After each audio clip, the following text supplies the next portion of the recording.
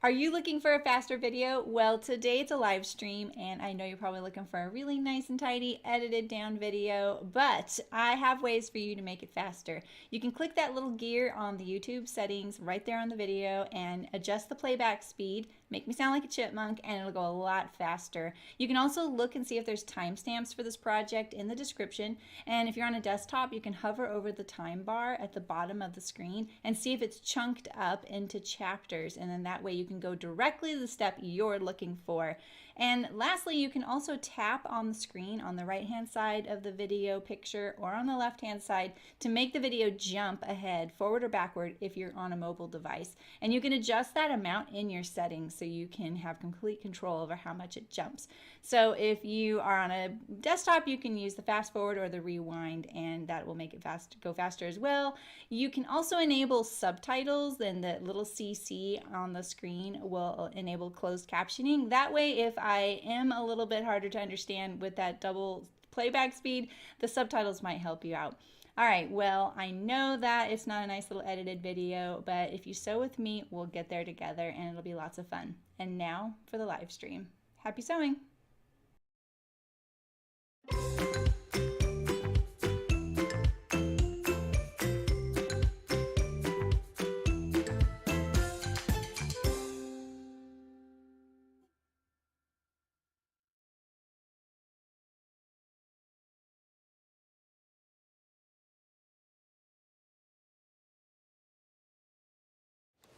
Hello, how's it going? I know I'm over here at my machine right now and we're not quite sewing yet, but I'm having trouble deciding what I want to do with this dress. So I'm going to show you the dress. I'm sure you've seen pictures of it, and then maybe we can figure something out. So I have a good idea now. So hey Elena, hey Fiona, hey Shim, hey Tam, welcome back. How's it going? So this Anthea dress is something I made last year, and I made it off camera. It was in a subscription box from Fabric Godmother. Hey Margaret. And their boxes are awesome. They're really awesome. I got 3 months worth, but I unsubscribed because most of the fabrics, and you know, you just don't know what you're going to get, right? They're gorgeous fabrics, really great quality. You get a ton of it too. And I feel like it's a pretty good price. It's like, I think $65 US from Great Britain. And you get a pattern in all the notions, you get the fabric, which is in a lot of yardage, and you get a goodie or something. And the goodies were always really great too. They were actually solid functional goodies, not pencils or something like that. Hi Aisha, how's it going? My problem was that out of the three, 2 patterns were very, very similar to each other. And the third, the silhouette was pretty billowy as well. And the fabrics none of them would work. Two of the three wouldn't work on camera. So like, if you're new here, some of the stripes and things like that, they kind of fight with the camera and it makes it glitch. It's really weird. Hey Libby. and so I have to be careful. And so hopefully this gingham will be okay. And if it's not, you know, I'll figure something out. But there was this gorgeous floral, and it was just a black background, so it was really hard to see detail. So fabric selection is really hard. Like, I'm always looking for fabrics that I like but work well on camera, and sometimes, you know, I get something, I just make it off camera because I want it too. And so this is one that what I did was I took one of their patterns from 1 month, because I think this Anthea was for, what was it for? I feel like it was for the floral that I got. I got the floral, I got the gingham, and then I got this astrological print that's just not me. It felt really specific, and then I was like, yep, done. And I just made pajama pants out of that. I got the Verano dress, the Anthea. I'm having trouble remember the other one I got. Oh, Verano, the Verano dress. The Verano, the Anthea. Did I say those two twice? Did I say the Verano twice? Verano, Anthea. What was the other pattern I got? Oh God, anyway. I can't think of what it was.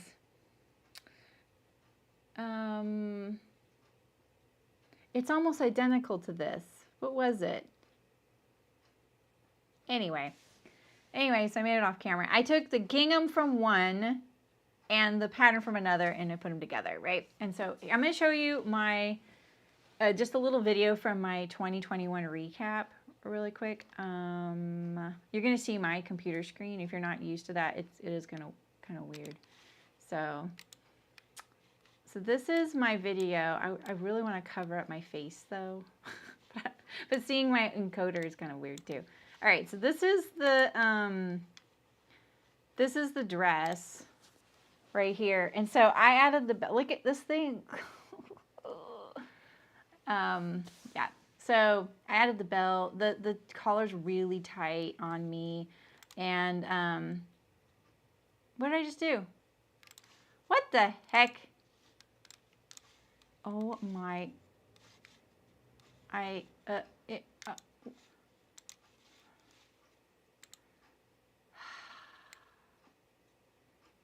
This is how it's going to be, huh, Duffy?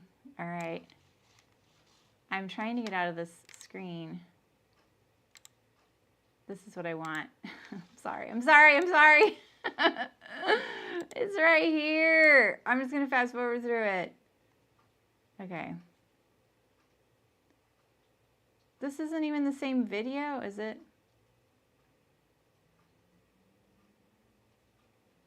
Here we go. I won't touch anything, I promise. Okay, here's the top. Sorry, I can't see chat. I'm not gonna touch anything. I might fast forward a little bit so we don't have to watch this whole thing. But yeah, it's just a really big shapeless dress. I had to add the pockets, by the way. There's no details on this thing but sleeves and a button front placket and a binding neck. The sleeves are massive. And I had to add the pockets because I was like, well, it's a dress. And it just looks like nothing on me. There's no way I would wear this. And it almost is choking me. So this is what I'm dealing with here. Let's just get back to my other screen. I'm sorry. Anyway, hi Sydney. Hey Terry, how's it going? So this is where I'm at.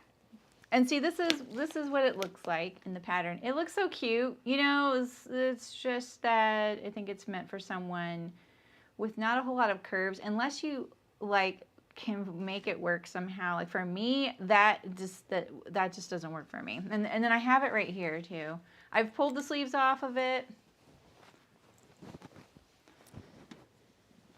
My chair's kind of big. And it just, like, look at the fit of this thing. It's just, like, it's nice that it's hanging straight back here for me because I have this problem with my back. But the fact that it's just coming straight off the front like this, there's just no contour, no silhouette, no nothing. The armhole is gigantic. This is sometimes a problem for me because I have kind of a curve here. So that's okay, right? We can deal with all this. I took the pockets off, I took the sleeves off, and that's where I'm at. This is where I'm at.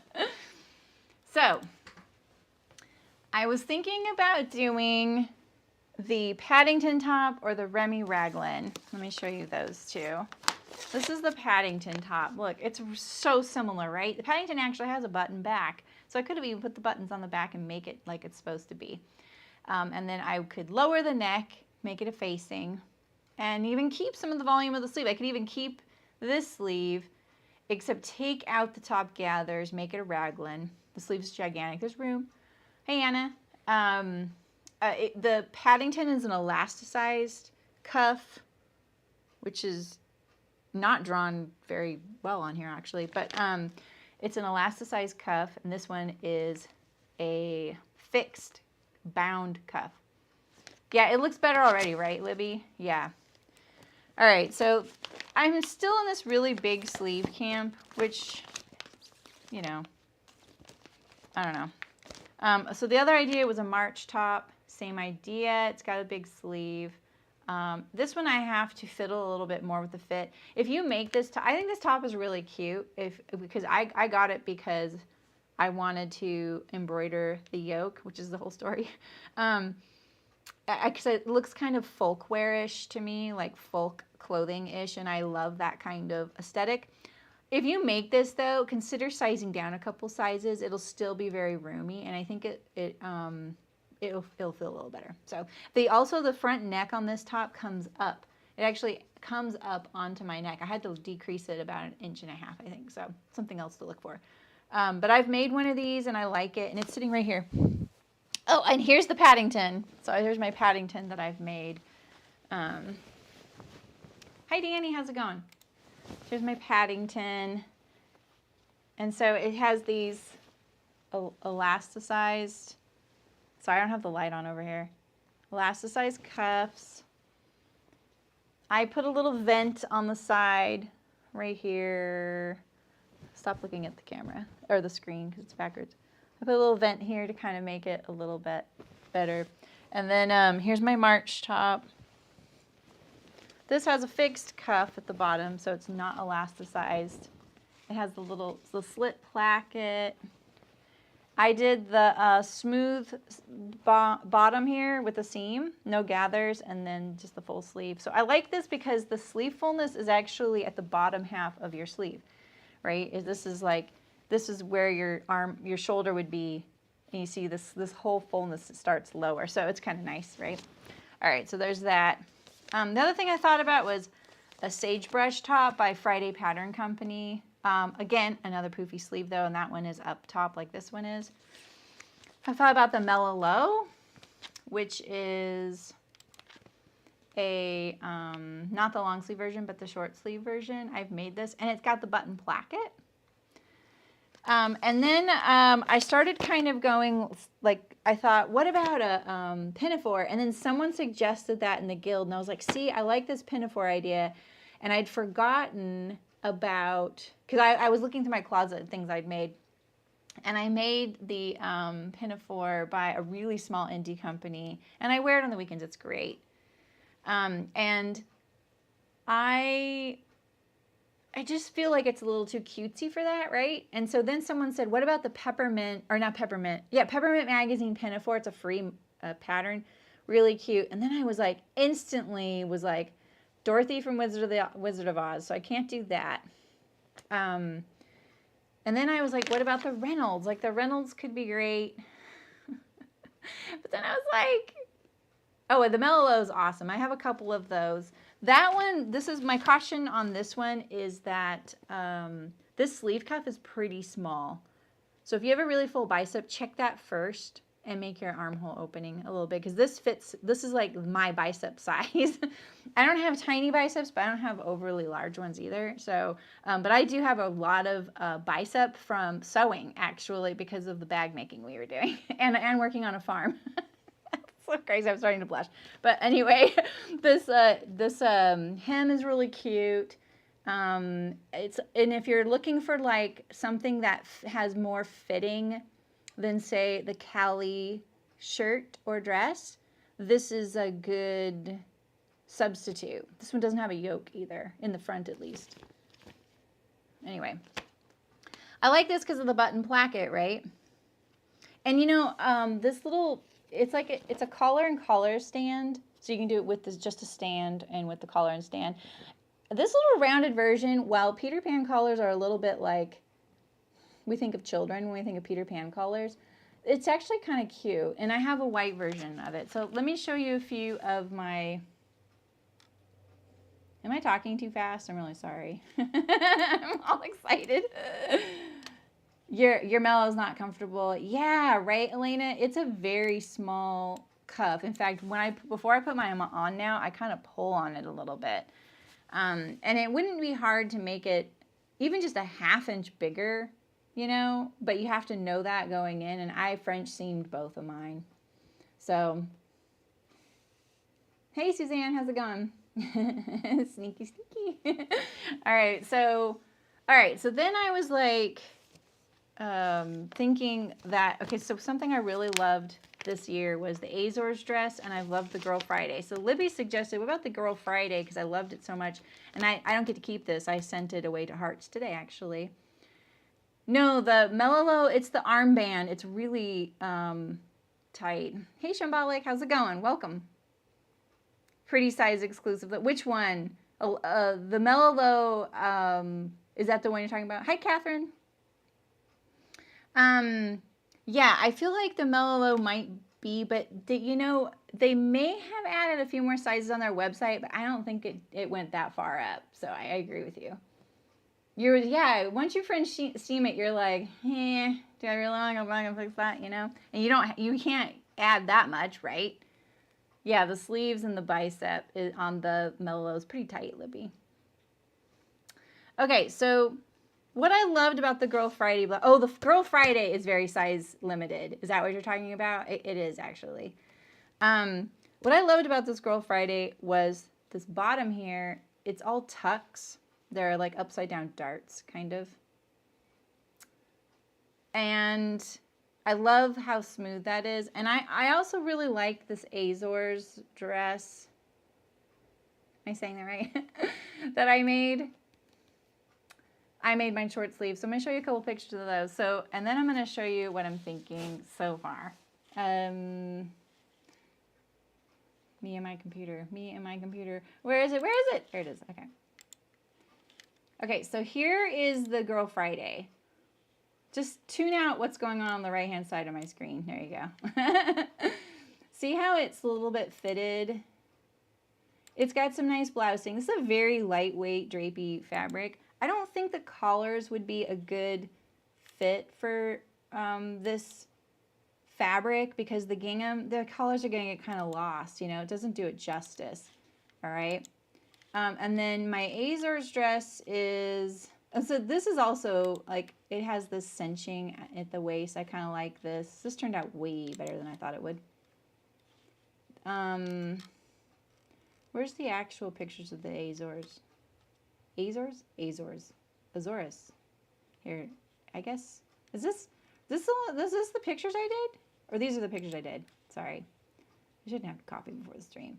So I really love this. This is nice and soft. This, if you're someone who's a little bit self-conscious of your waist, or maybe you don't have a waist and you would like that kind of going in at the waist, I highly suggest playing around with this elastic in the bobbin because it's very comfortable.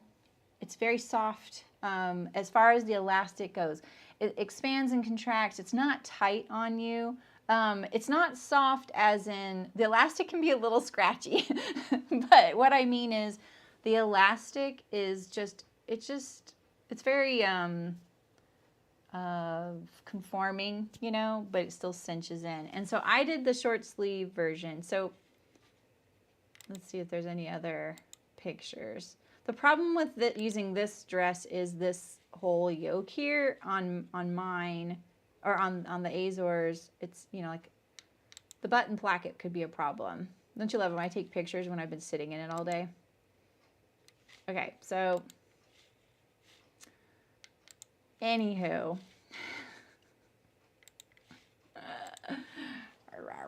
Okay. Hey, Delwyn, nice to see you. I saw your picture of your doggies. Yeah, right? I prefer, yeah, the poofy sleeve thing. While I like it, the thing is, it's kind of trendy.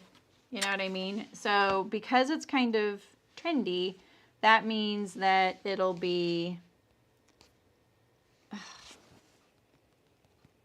come on. All right, so this is where I'm at right now. Oh, I thought this would look better with the blue and the white. Let me zoom in here a little bit. So I broke out the iPad. The only thing I'm somewhat decent at drawing is clothing, quickly at least.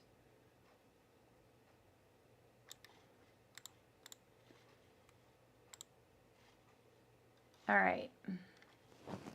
So right now, here we have on the left side here is a combination of the Girl Friday and the Azores sleeve, right? So let me put my placket in here. I could still do this like binding neckline right here, right? Or maybe I could do a little Peter Pan collar.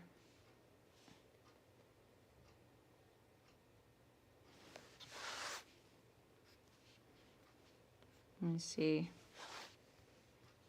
This is a weird angle for me to draw for some reason. Here, I'll do this.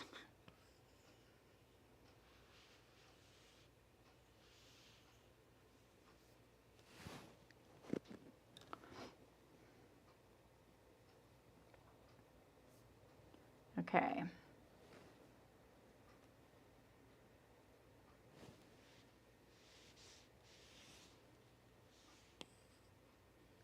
All right, so now we have kind of a little bit of a mirror version, right? And then if we do like a, no, I don't want to do that. If we did a Peter Pan collar, which I'm not too sold on.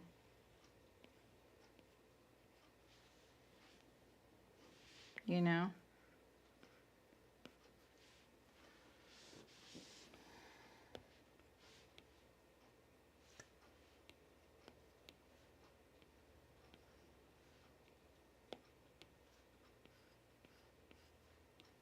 We're doing this really quick.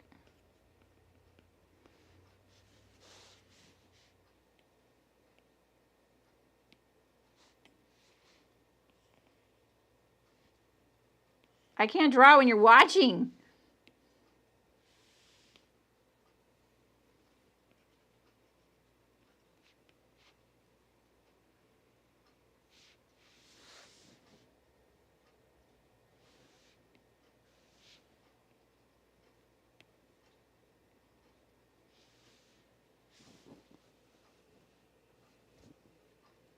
You vote bias binding?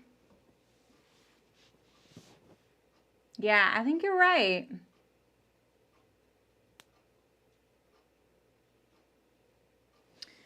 And so what do we think of doing the Girl Friday bottom instead of doing the, you know, this kind of bottom?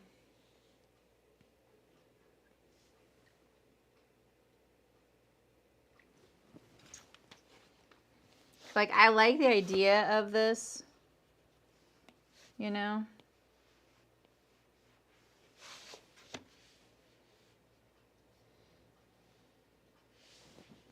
And so the other problem is that a placket going through to the hem is, it's probably going to be a little easier to deal with on this blouse, this bottom treatment, than the elastic. This was going to pull it apart right here, you know? So now we're talking about two different patterns, a set-in sleeve, which is fine. I was thinking I was going from raglan to set-in sleeve, but I'm not. I'm going from set-in sleeve to set-in sleeve. That's fine. But I'll show you how I would have done the Remy. I printed it all out yesterday. I taped it together. And I was just thinking like, okay, you know what I'm going to do? I'm going to make the Remy. This was, I forgot to mention, I almost did the Remy raglan, which is by Sew House 7. I've been wanting to make that top. I bought the pattern a while ago. I like Sew House 7. She's like one of the only pattern companies that, you know, would comment on things I made and say hi, you know, and so I really appreciate that. And then if I make it in the Remy raglan, I was like, okay, you know what? I'll make it, I'll convert it into a raglan, but I'll keep the bottom of the sleeve, the fullness of the sleeve, where the Remy raglan is, it's straight. I don't actually have a, yeah, I do. I have a picture right here.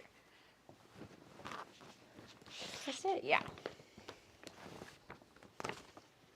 This picture is, it's not the best cover picture.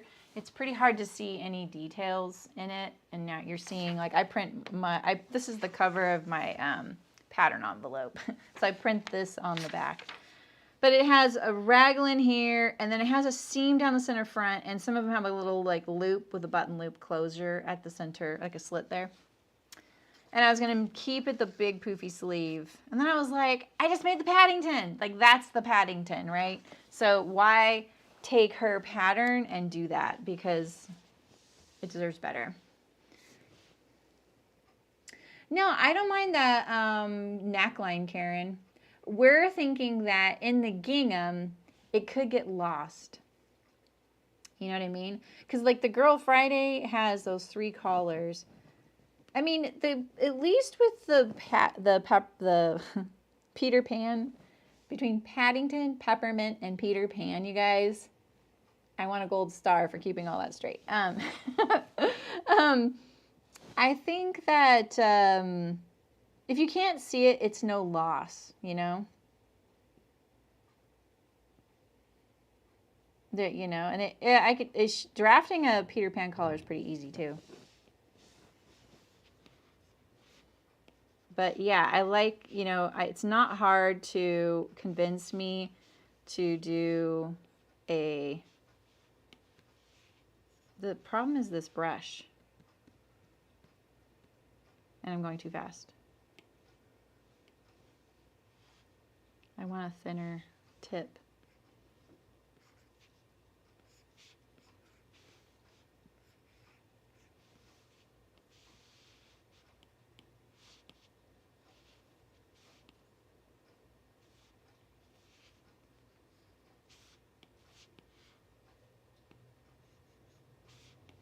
So I can clean it up, but I don't know if it's much of a point to. We get the idea.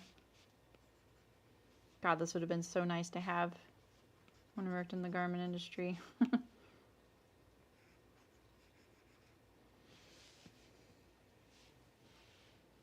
Too many peas. You know, I think I might go for this. I can see this.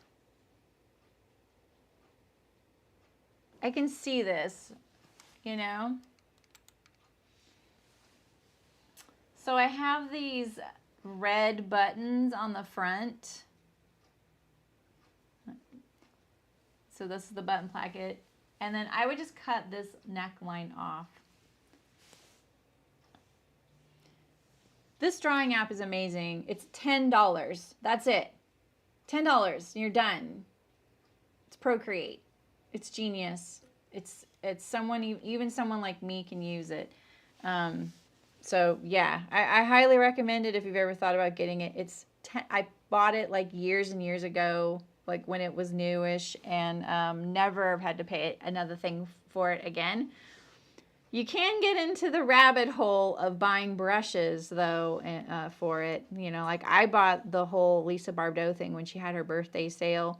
But yeah, you can have a lot of fun with it. I'm a newbie when it comes to things like using this, but I have a lot of fun with it.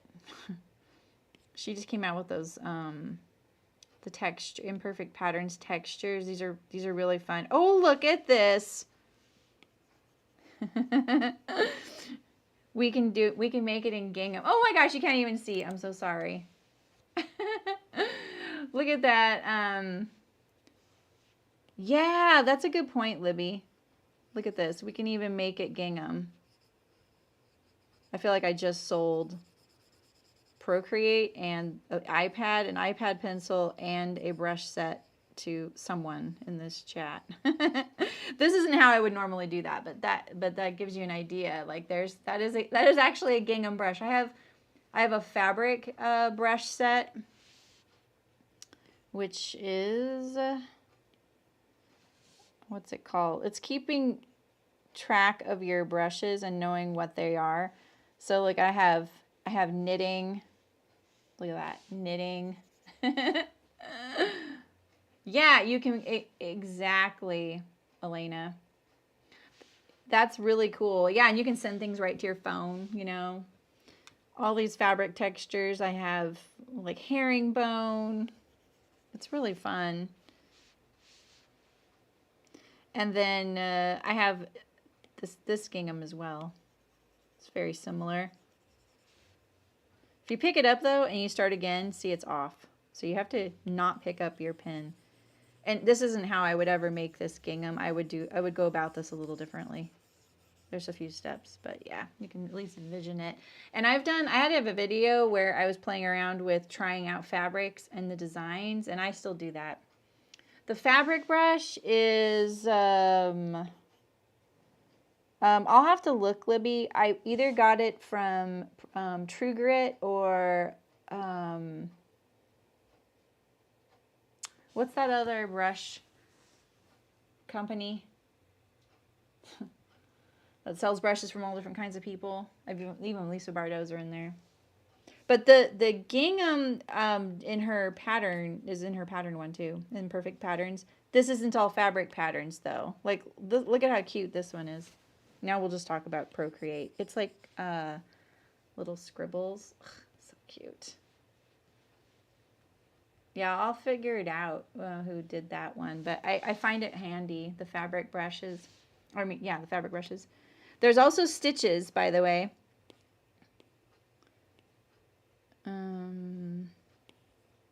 You get all these brushes down here. You get a lot of brushes. You don't have to buy brushes.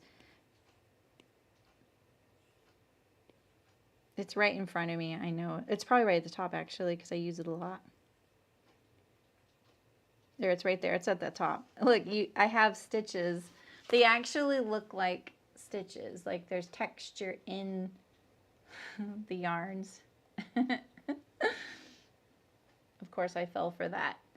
This isn't the dashed line I use for top stitching, though. I use something else. See, but it looks like a stitch. It's not really good in white, but anyway.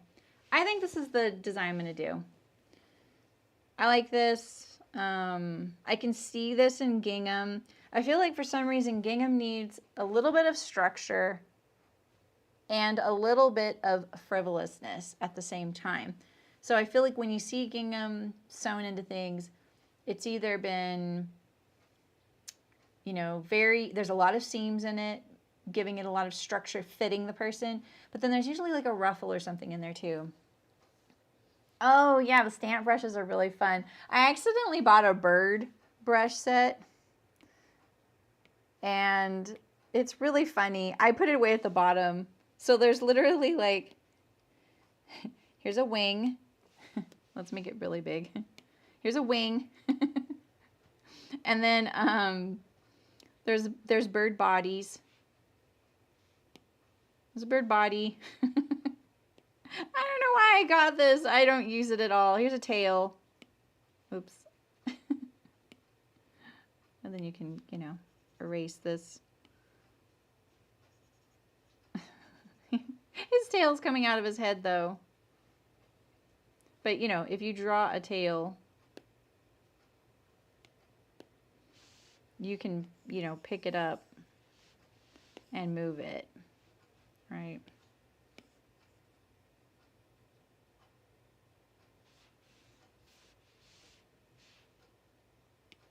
I put it on another layer. Oh, I thought I put it on another layer. Oh well. Anyway, we don't need to do that. But yeah, I've got a bird one by accident. And not by accident. I bought it, but this isn't what I thought it was gonna do. There's beaks. You know, we could put a little beak on this guy. I never use this though. There's eyeballs. I have fun with the eyeballs.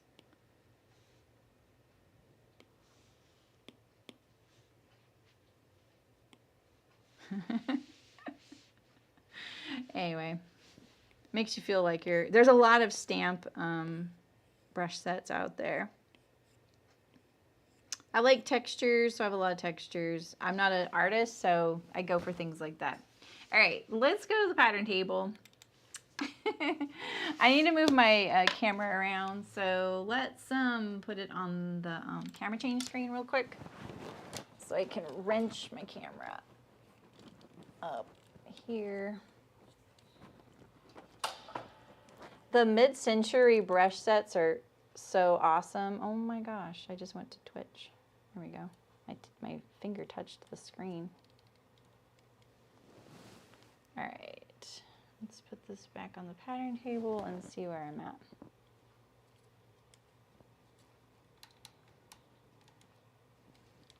All of a sudden, oh, there we go. My cord was caught on something. I kept snapping it back.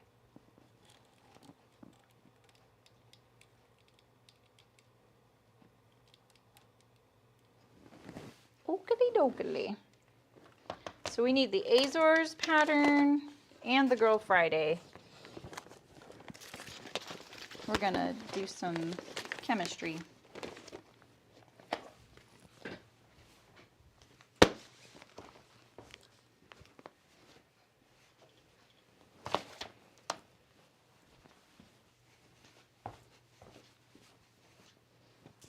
And turn this around.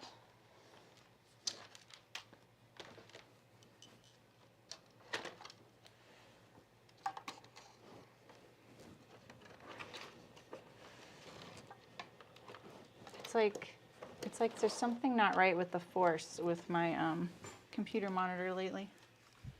Like it's something moved an inch and now it's all kind of like hard to turn. Oh, God.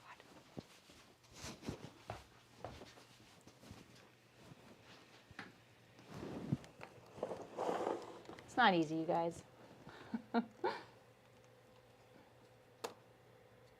I just need to take time and make it easier because that's what I'll do occasionally. And I don't know, I just get really busy. Even though this is really important.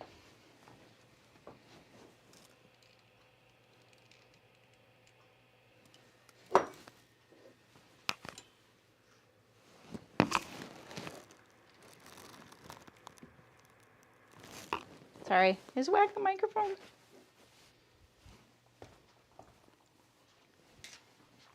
How'd I do? It's a little crooked. We can deal with that. Hey, Barbara. Yeah, this is where I'm at now. Not this bird body. I'm going to do a combination of the Girl Friday blouse, which is the bottom part, and the Azores top, Azores sleeve. Keep the button placket. Draft a Peter Pan collar.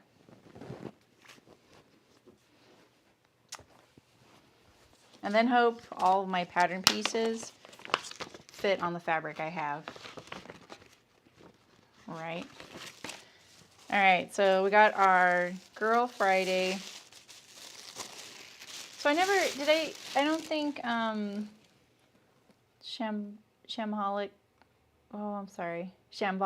Sewist. Oh, the Mellow, not the Reynolds. Oh, yeah, okay. I didn't see, you know what, I don't know why, but your Libby and Suzanne's little avatars are the same.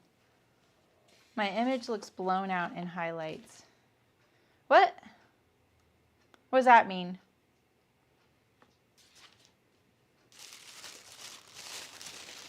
All right, here's all the collar pieces. I'm gonna take this. So this Girl Friday doesn't have a set-in sleeve. Which image are you talking about, Shim?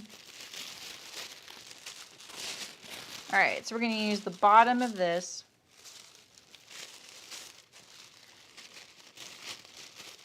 Put our collar pieces back. The whites are too bright. Yeah, let's calm it down a little bit.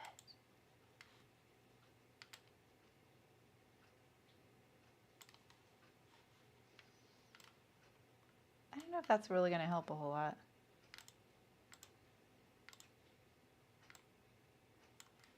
I'm going to use a Sharpie when I'm drafting. Oh, I'm too bright too. Okay. That was covered up for me. Thank you. Yeah. It's because I have to brighten it up on the other side a lot.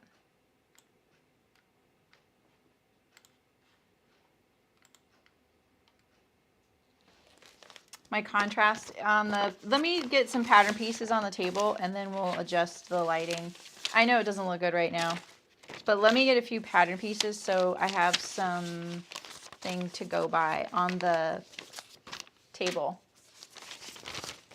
All right, so we have the back.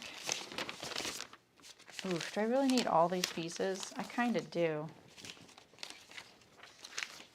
Fine. I can usually get a pretty good balance for the pattern drafting table. Hey Heidi, how's it going? Yeah, exactly. Well, when I'm on my other camera, it's a different setup for but the face cam is the same camera. So I just don't.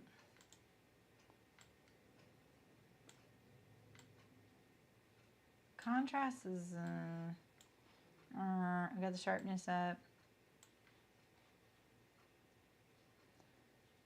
Don't pattern companies know that I really need them to draft in really big, solid black lines so it looks good on my camera? It's all about me.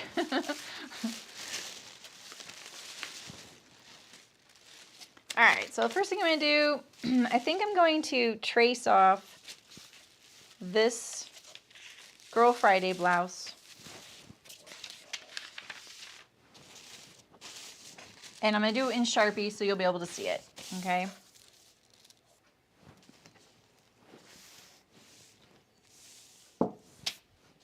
So let's just trace this off. I made the size 40 when I did this, and that was the size that Hearts requested.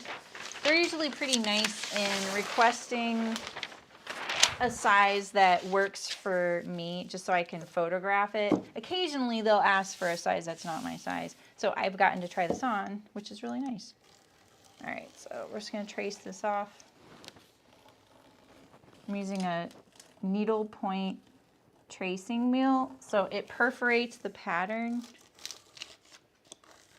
or the paper, I should say. It's hard to keep straight though. You can see it kind of goes wiggly everywhere. I'm gonna trace this dart off. And then these tucks. This is what we want from this right here. Here's the waist. Because she's so smart, she actually puts it on there.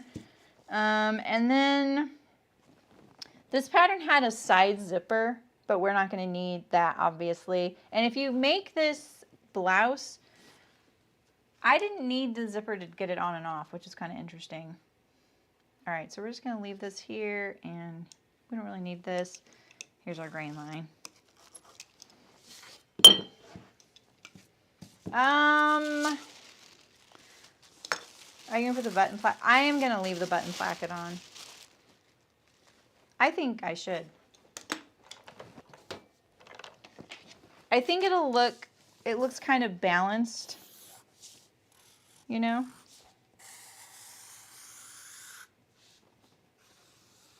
Now I'm just tracing over my perforations. If this was a professional pattern, I'd be doing a much nicer job. Here's my grain line. Here's the waist.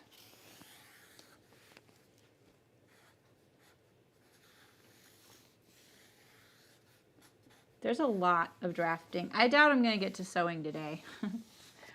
I can pretty much guarantee I won't be getting to sewing today, because I've got to draft a neckline, an armhole, and well, that's about it. That's not too bad. Yeah, you know, they're webcams, Karen. I really appreciate your interest in this, though, because I always feel like that part is something I always have to do, you know, on my own. The camera adjustments. They're webcams, and webcams are pretty limited in what I can adjust. I can adjust some things, but it's really not that great of the number of adjustments I can do. All right, so this purple line is the one I cut. I'm just going to keep it the same size.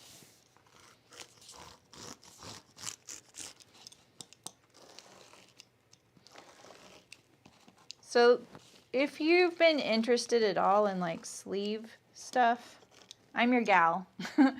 And in my guild there is this skill building session called Fitting a Set-In Sleeve, and it's really great, and you're going to get to see me change this to a set-in sleeve pattern, and there's a whole thing on that in there. So this is the sizes of the Girl Friday. It goes up to a 46-inch bust. 42.5-inch waist. Wait. Finished garment measurements and patterns. Oh, so that's actually the finished garment measurement right here. So it goes the 46-inch bust. The garment will measure 52 inches. It's not for a 52-inch person. Big difference. All right, get those pieces back in the envelope.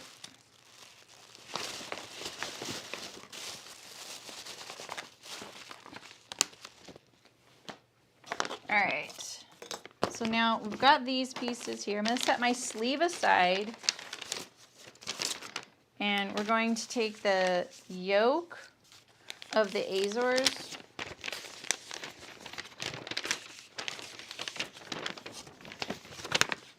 and we're going to tape it together. This actually has some gathers across the bottom.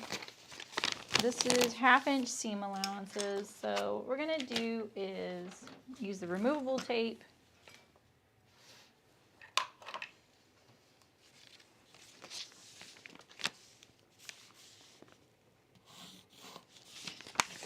We're going to overlap our pattern pieces here so that we can have this armhole. I wouldn't mind, I actually don't mind this neckline opening. It's pretty high up, right? I'm gonna look real quick at that Azores dress on me. So that would be adequate for a collar, especially a Peter Pan collar. So with collar drafting, a lot of times what you're looking for is if you're going to wear it buttoned closed and the collar is going to meet there, where do you want that to be on your neck? When you get into things like button-down shirts, like for men and stuff, it's a very, very, very specific style of pattern drafting and sizing. When you get into things that are a little bit more loose and like blousey and stuff like that, you have a little bit more play. I mean, look at the patina blouse by Friday Pattern Company. That is a pretty deep V and the collar comes down, right? So you don't have to have your collar all the way up there. It can be wherever you want. And with a Peter Pan collar, there's no stand, so it's flat to the garment. You can put a roll in the collar so that the collar stands up a little bit when it's going around the body, but you don't have to. You can leave it flat and flush with the body, which is great for little kids because kids don't have necks. So when you don't have much of a neck, or say you're working with someone who has a very short neck, it's nice to take that roll out and the stand out of a collar and leave it flush with the garment. And you can't do that a whole lot with anything but a Peter Pan. And there's pointed and rounded Peter Pan collars. All right, so we'll just work on this when we get there, but we're gonna get this.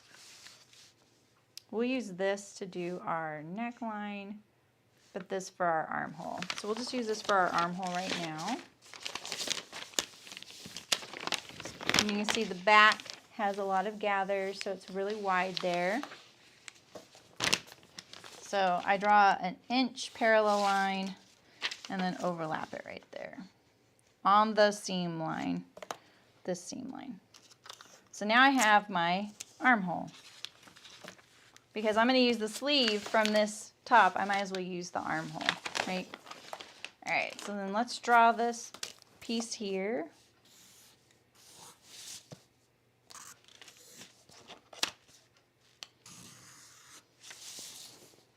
I think this is going to be a really cute top. There's these upside down darts.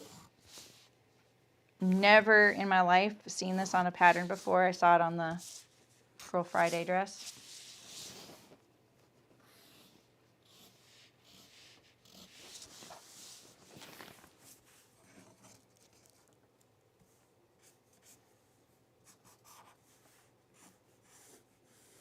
Okay.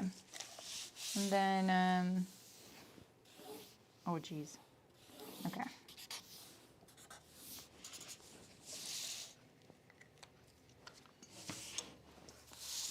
All right, so let's put our, this is the front and this is the back. So this is one of my silly pet peeves. It's not that silly. I don't want to downplaying it. I'm trying to be nice to Decades of Style. But this is one of my pet peeves when they draft the they give you the pattern and they give you this is the right back, but the left front. So you can't put these two pattern pieces together right here and make a whole, like, one half of the body. You know? So, all right. So here is this Azores. So I'm going to draw on here so you can see the armhole. And that's the center back. We'll use this best we can here. So if we were going to line this up, this has was this on the fold? Was the back on the fold? I can't remember. I feel like it wasn't. Where's this pattern at? Oh, it's this right. I'm not looking for the right thing. The back, place on fold. It is on the fold. Okay, so this is the center back here. Let's make sure I got a straight line then because I just kind of winged it with my dotted stuff. That was pretty good actually. Okay, so this one had, I'm pretty sure, only 1/2 inch seams. So that's the center back. Oh, no. Oh my gosh. It's on the fold. All right, so we're going to line up. Could you flip one piece over and trace from the side? Yeah, I could. Yeah, exactly, Shem. Yeah, I will do that in a second, Barbara, I think, because I like to be able to lay it. I just have to. All right, so we're going to line up our center back here, and then we're going to line it up on the shoulder line here. And you can see how much different this is. This is kind of swinging out, but let's get this bottom piece here a little bit more parallel to the center back right here. Let's just pull it in a tiny bit. I won't pull it in too much. But we're going to trace off this back neck. We like this. We're going to mark this shoulder here. And then I'm just going to kind of swing this down to line up more with this side seam here. So I'm still keeping the same length of this armhole.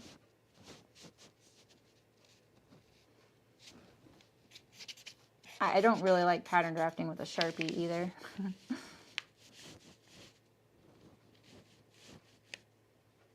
Yeah, I think I'm going to do that. All right.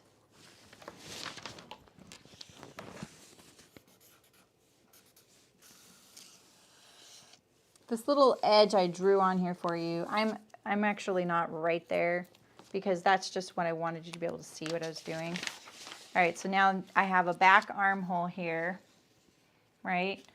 And so let's blend this in with the side seam. I was completely fine with all of this on me on the Girl Friday. I was completely fine with all this on the Azores. So we can blend these two together. We're going to get rid of this, we can call it a sleeve on the Girl Friday, right? Okay. So I think what I'm going to do, I just do that visually for when because I'm going so fast and I'm on camera, I will accidentally sometimes keep like an old line if I don't visually give myself a clue. Oh, I mean, I will, Shim, yeah. I mean, I just did for the red. Maybe you wrote that before I said I did that. All right, so let's pull this piece off here.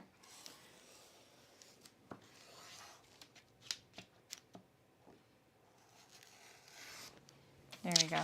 Okay. We have our back. So now let's do our front. So this front has this dart. Forgot about that. I love a challenge. Okay, so this one does have a seam down the center front. Okay, this is the Azores is on top here. and it's on the fold. So this right here, this dashed line is the fold. All right, and so now we're going to slide this down and kind of get our shoulder. So this is going to be tricky. Ooh, this is like, what? How am I going to do that?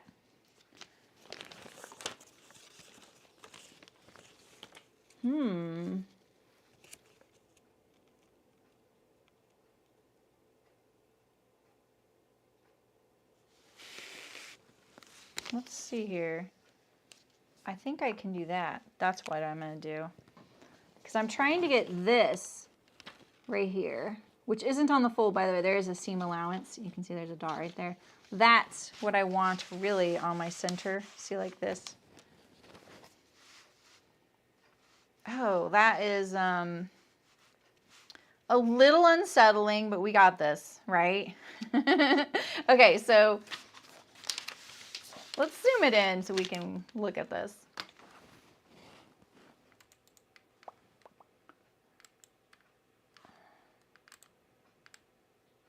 Okay.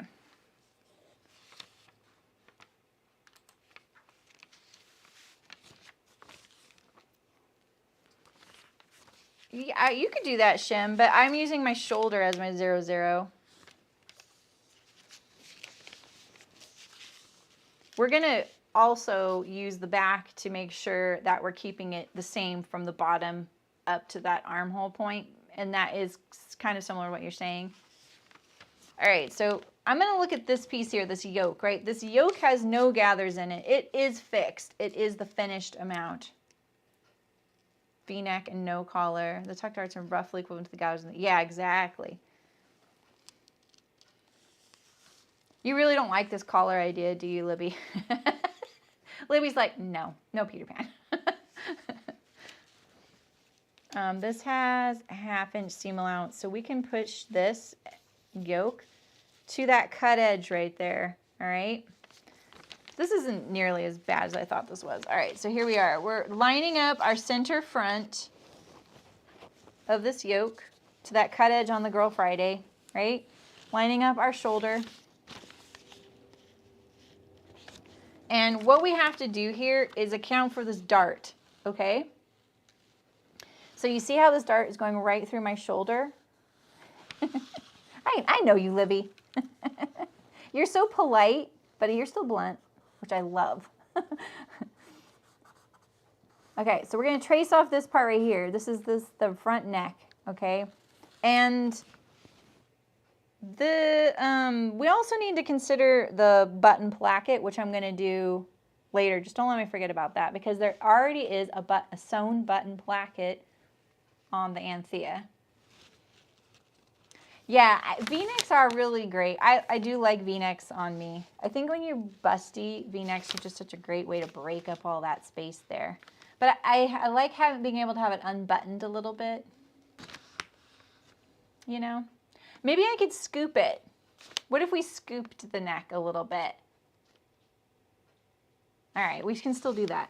Okay, so you see how we have this dart going through the shoulder right here? We're going to keep that dart. Why not? So I'm going to make a mark here on this shoulder line here, and we're going to slide this over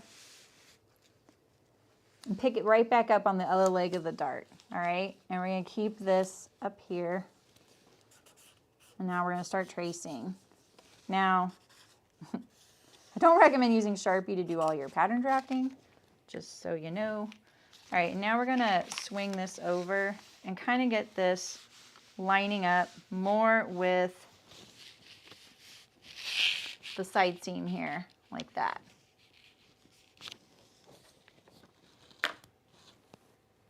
Where's my red pen at?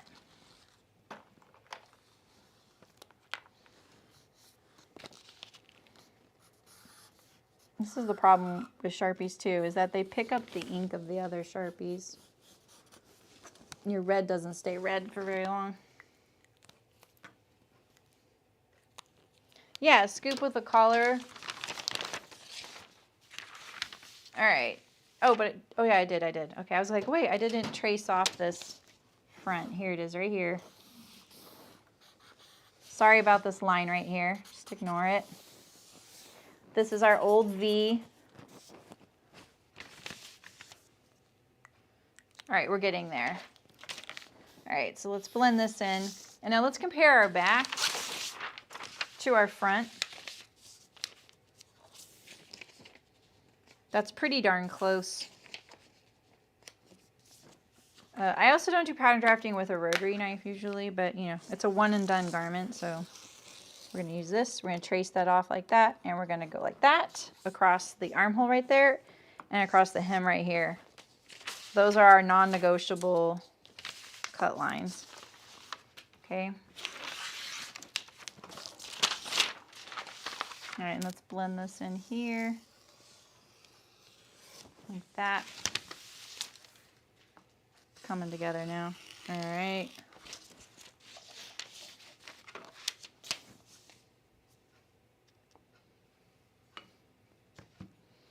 I don't need to cut that right now because we need to add a placket.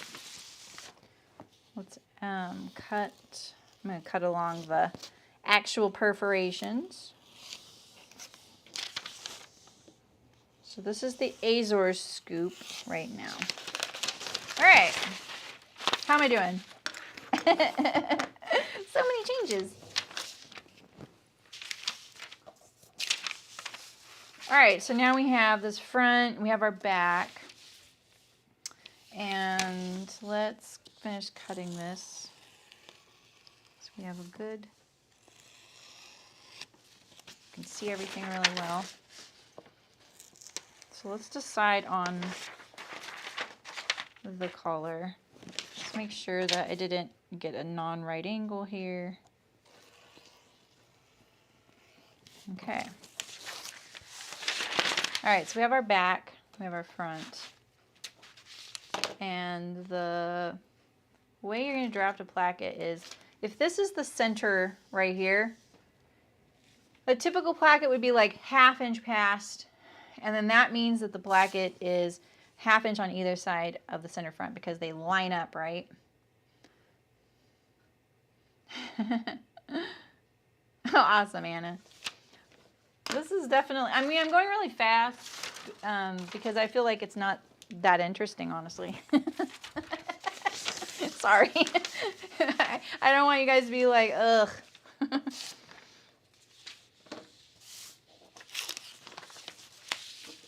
Maybe I'm the only one that got really confused when I was learning about how plackets work. I was always like, how come it can overlap, you know, 1 inch or 1 1/4 inch, but you're only adding 1/2 inch or 5/8 of an inch to the center front? And so the way I look at it is, you know, if you have the right front coming around, right, and you have the left front coming around, right, and they are going to overlap, we'll put our buttonholes, right? The buttonholes are the center of the garment. Like literally, if you were to put the garment on the fold, that would be down the center of the person, right? And then the buttons are also on this center line right here. And so if you were to take that amount past the center on either side here, that's your extension. Right here is your extension, right? And then when these two overlap,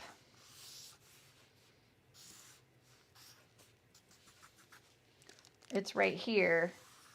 So this one underneath is past this line, going to this one here, and this one is obviously that 1/2 inch or 5/8 past this line. So they're going past, you know. I always do this to illustrate it. If this is one placket and this is one placket and they overlap at the center there, you know, this little extra here is the extension.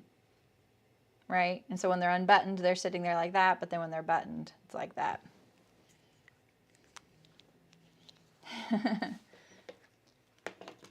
Yeah, that's true. It isn't a tutorial. I mean, I'm happy to teach. I'm happy to teach or explain. I try to, a little bit here and there. Okay, so we're going to just tape this on here. And the thing is, like, I don't really need to draft this placket. Honestly, what I really just need is that center line, because what I'm going to be able to do is take the garment that's already sewn, keep it buttoned up, and then put this front on the center line of the buttons, this right here, and then cut it out right on the fold. But we'll draft it anyway, because maybe we're going to come across something weird with the garment there, and I'm going to need to cut it in 2 pieces. I hope not, but you never know, right? So let's do, I think that's an inch placket. So we'll just do this 1/2 inch here, and then we're going to do a 1/4 inch seam allowance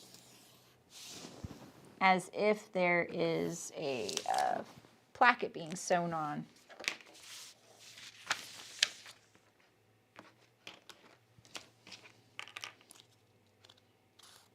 Okay, so now what are we deciding on this neck? Are we going to make a scoop? Are we going to, oh no. Oh, I just cut off my placket.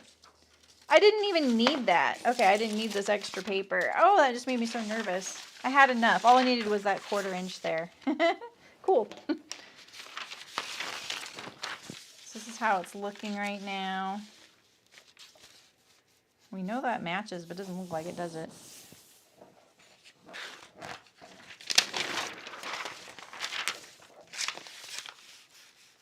Okay.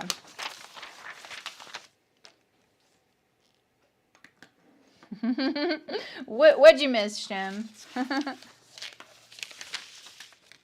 Yeah, right, Anna? I know. It's like one of those things, like once I started thinking about it as like that, you know, just like there's the overlap right there. This is the left front, or right front, this is the left front, and you know, you need that little bit of extra. The button sits right here.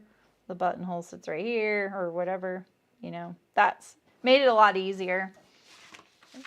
And that they're symmetrical. So if you're going to draft this particular style of placket, like on men's shirts and other button-down shirts where there's like the little pleat or tuck, or maybe you're folding and creating your stabilizer by using layers of fabric, maybe you're cutting and sewing the placket on, that's when you just need to build that in and draft it. Yeah, exactly, Barbara. That's not lazy at all. I mean, honestly, I like it when, if you're going to cut something on the fold, it's better to just have the whole pattern piece because it's really inaccurate to cut things on the fold. So yeah, I could draft both sides of this, but I'm hoping I can, I'm thinking the gang's going to keep me on track. We'll see. I don't know. All right, so we have these two. We can use the sleeve as is from the Azores. So that's nice, right? Don't have to do anything there. Let's put these pattern pieces away while we figure out what we want to do collar-wise. Do we want a little bit of a scoop?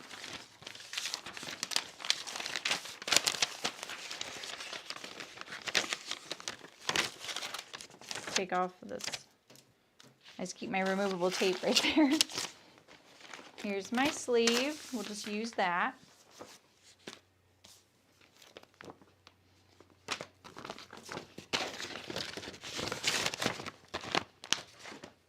I may be throwing stuff on the floor, but I'm actually really tidy.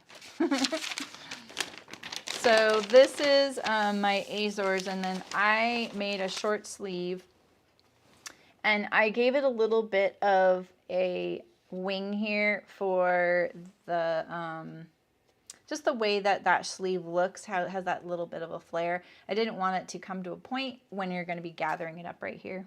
So I can't remember where I did the elastic though, so I may have to look at the video for that. When am I going to sew this? All right, so let's look at the collar. So this is what I have proposed right now, right? This little Peter Pan collar.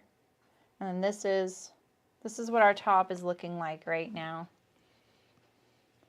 Right now, if I just drafted a collar, this is how it would look. I am, Mafio. Yeah, I think so. I think it, you know, I really liked the way that top hung on me and having that little bit of shaping. And I think I'm a little worried that it's there to help the lack of a built-in armhole, you know, but we'll see. What I can do is cut this out, put it on my dress form, and maybe see when it's pinned, but I think it's gonna be fine actually. This looks like it's pointing a little bit too far that way for my bust. Like my bust is here. This isn't actually a marker, but it's right here. Maybe it's like right here. Yeah, so I don't know, if we scoop this down, let's say we scoop this down. I'm just gonna do this in a cheating way. I think I can do it like this. No. Oh, I can't, huh? No, I can't. Oh yeah, like this. Like what if I did that? You know? I don't like that look though.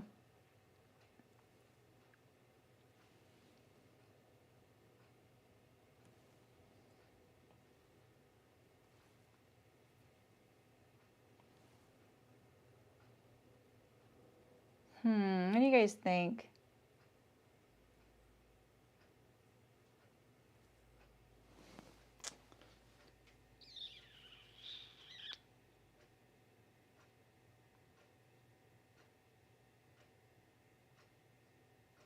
What if it was...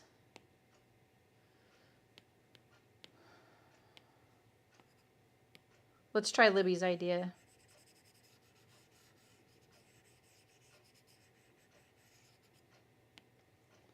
And then we also... I still have eyeballs.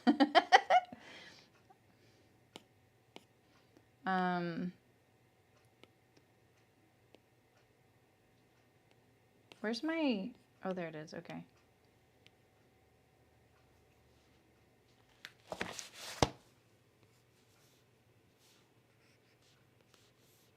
We have a dart now.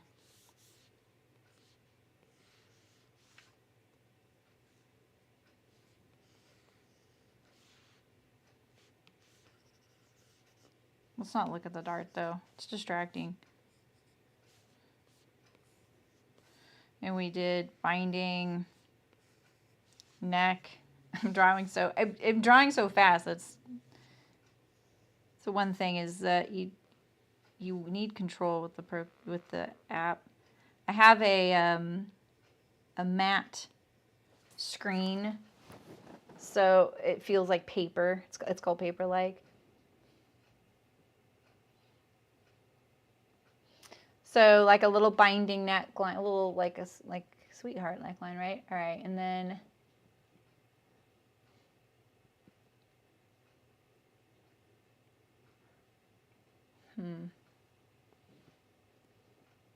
put back to a V. Okay.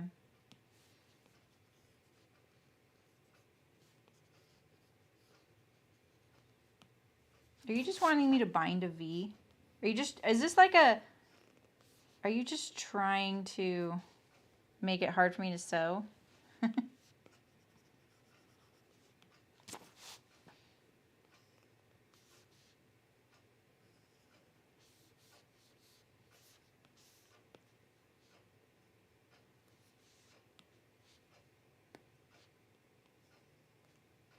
Okay, look at that. That looks pretty cute.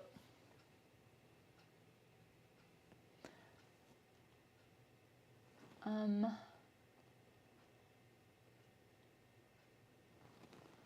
do you guys think?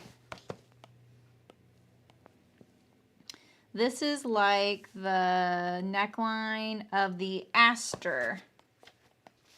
It has a binding neckline, which is actually pretty hard to do. If I think it is. On a V with a placket. That's not very sewn well. You like that? You like, oh, you guys like that. Oh, Elena, yeah, I highly recommend it. It's called Paper Like. And it doesn't dull your tips. Okay, cool, you guys. I like that you guys are all in agreement on that. And that's easier to sew. Okay, so let's draft that. So as far as a V goes, we can kind of use this Girl Friday V. We liked that, right, Libby? So I'm going to use my hip curve to kind of, let's get a little piece of paper back here. Never try and use the paper you have because you are feeling a little bit like, oh, I don't want to have to add a piece of paper. You may want, you may want a little bit here, and if you try and hinder your design just because you don't want to add a piece of paper, trust me. All right, so let's try and get that more like this.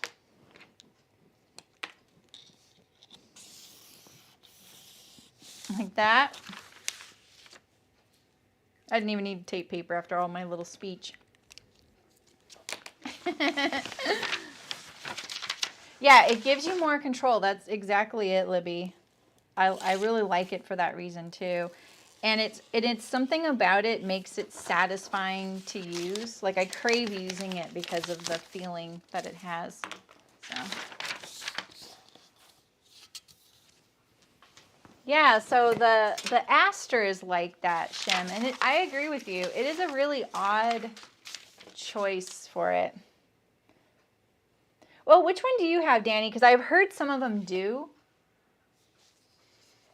So if you were looking at a paper or matte screen protector and you use a pencil, Apple Pencil, what I would do is the paper-like one doesn't dull the tip supposedly.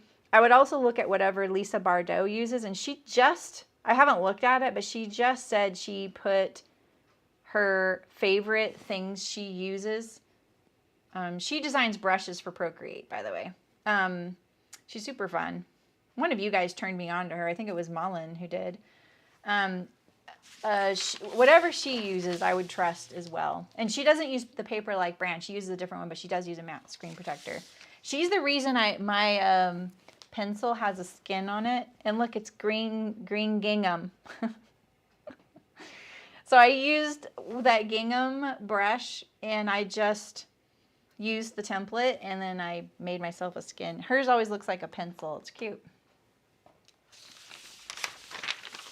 Yeah, it's so true, Shem. Some people don't like the drag that it creates. It's not that much drag for me. I don't have much control. All right, so now we have, this looks so deep. Okay. I'm excited. Let's cut it out. What am I missing? Let's not get too excited here. If I'm binding the neckline, I don't need, you know what though? I really think we should do a facing. Oh, but we have a button placket. Oh. Oh. How am I going to do that? Let's see. Let's get the dress. All right. I never washed this once I made it, so all the markings are still on it. All right, so with this dress, the way they had you construct it, there was no facing. It's just a placket with binding at the neckline. See, I put my binding, you can see it's diagonal. Carez was recommended by an illustrator. But they did mention the tip wear. Yeah, I would look for one maybe that doesn't do that. I learned about mine from a gal who does note taking. Oh my gosh. If you really want some ASMR, just look up note taking YouTube videos. And then you watch these people handwrite perfectly and do these elaborate sketches for their biology homework. It's nuts. All right. So if I'm going to finish the V-neck,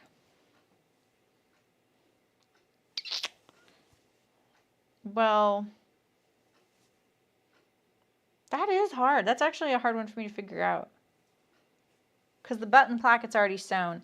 I could pop up some stitches and stick a facing in there. But I need the edge to be finished as well. Well, shoot. Now I'm stymied. Could I bind that?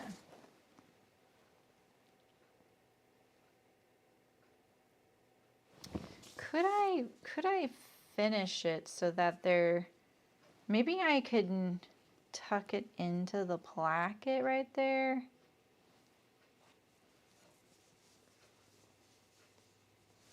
All right, well, we can cut this out. I can figure out my finishing later. So let's see how this is fitting on my fabric. So there's my pocket hole right there.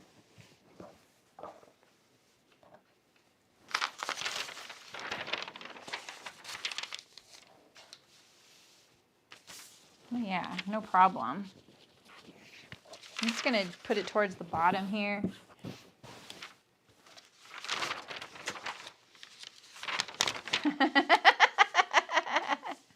That's funny, Shem. Oh, man. All right, so I have my bottom button is right here.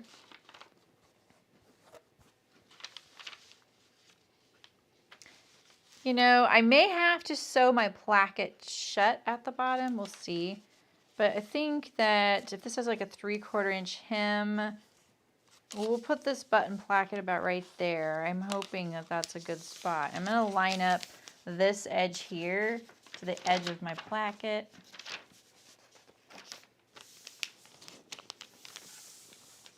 Oh, cool, Libby. Tech Armor Anti-Glare. That's a good, she's a good one also to look at. I didn't know she recommended one.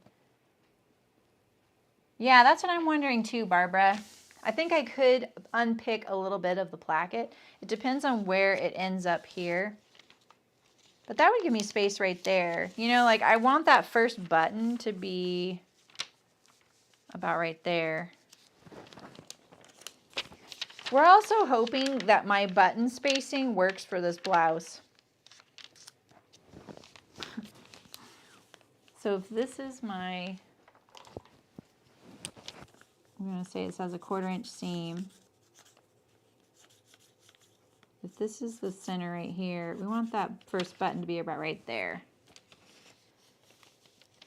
But I want some space to deal with that, so. I'm nervous. Oh, man. Oh, I need to raise it up again. Shoot. We'll do this button here. Okay, that works. Okay. Get all the way on here. Okay. This is it. Let's not cut our other pattern piece.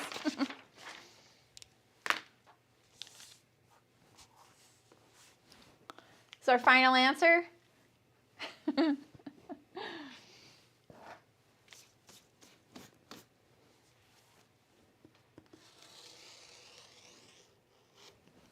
going to look at the gingham a little bit while I do this so that I can kind of match it.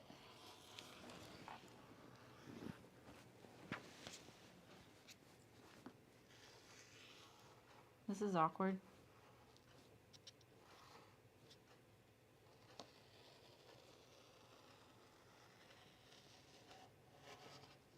Done now.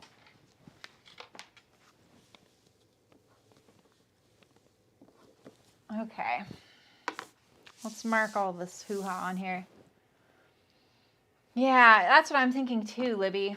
That's my backup plan. I mean, with this deep of a V, I can most likely pull this over my head. And you know what my backup plan will be is to put in a side zip like the Girl Friday does, right? So there's that.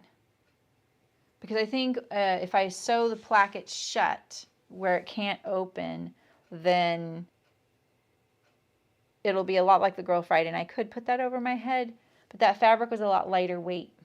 So we'll see. All right, let's mark the dart.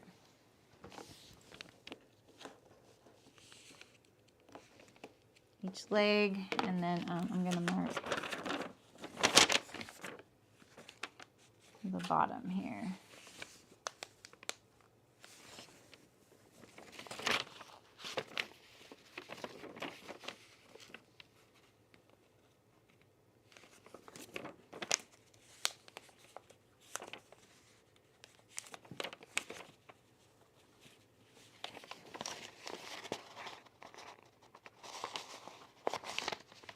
Yeah, there was someone in the workshop the other day saying, yeah, I've learned that having the background blurred is really important.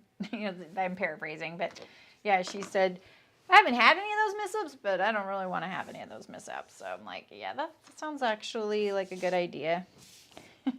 The other day I was cooking something, and at the very last second when it was almost done, I added something you don't usually add to the pan to kind of give it some flavor. It's like a locally made mustard sauce thing, and it instantly steamed. And I was only doing it for like a second. I just wanted to like get it in there cooked a little bit, and it set the smoke alarm off, which I've never done before in this house. My poor husband was on a Zoom. I see him jump up and shut the door. I'm like, whoops, sorry about that. I don't know. His whole work must know our routine, because on Mondays it's really loud in the house when I'm home because I'm cleaning. I usually cook lunches for the week, or a dinner or two for us. He does all the most of the cooking, like dinners and stuff. But occasionally I'll do things like the other day I made manicotti, and then we freeze half of it, or I'll make pot pie. Things that like we can make anytime in the week just to kind of give him a break. So.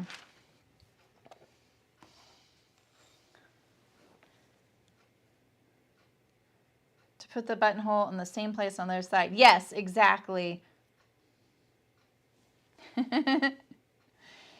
She wants to be celebrated. All right, sorry, there's a lot of marking on this Girl Friday. And last time I did it at the sewing machine. I don't think any of us appreciated that very much because it took longer for me to get to the sewing. So this time I'm doing it on the wrong side, like you should do.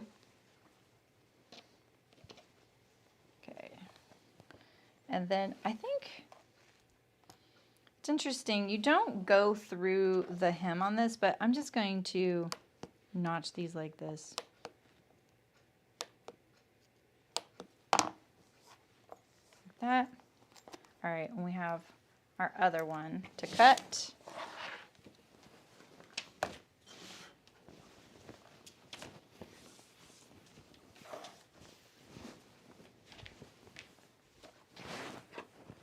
This is so satisfying to cut this thing up, you know. I think it was this.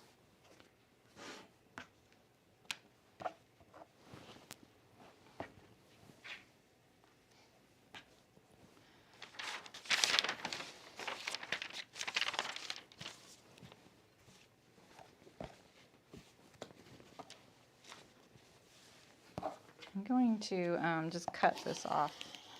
Now we know, you know?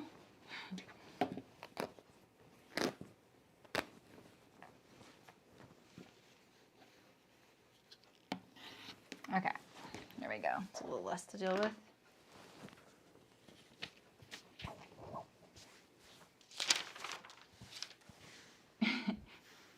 Are you, what? You're the only one that what? Are you surprised?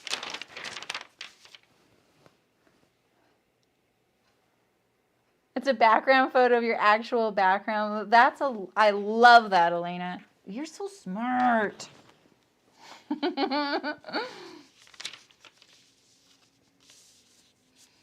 Okay, so this one, obviously, this button is, you know, I wonder, can I maybe...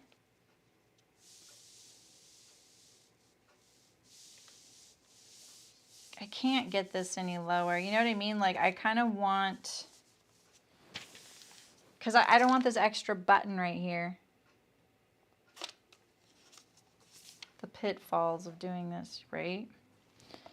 So this should go right here. Yeah, right there. Okay. So I have a buttonhole right here and a button, and I don't need those. But if I could, this goes behind this. If I could shift this down,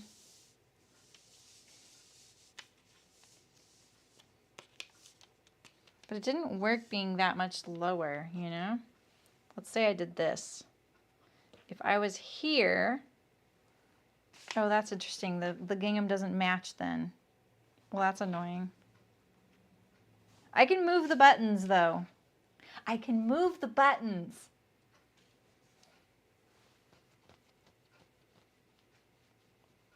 I can't move the buttonholes though.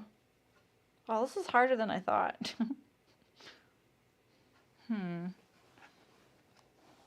I think I may just have to deal with this somehow.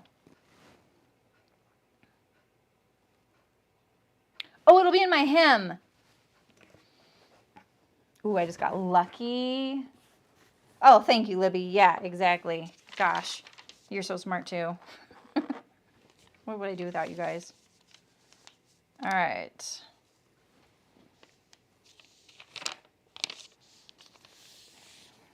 Oh, I gotta slide this down.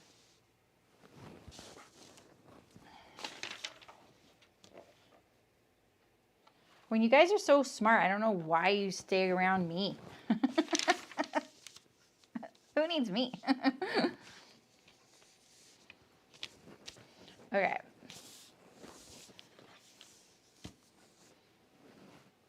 Oh, I like the tag idea, Sydney. You're so smart too. How are you doing?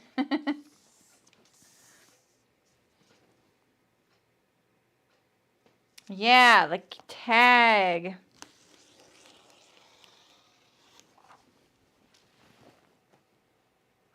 Yeah, I think that could work too. Okay. We are committed.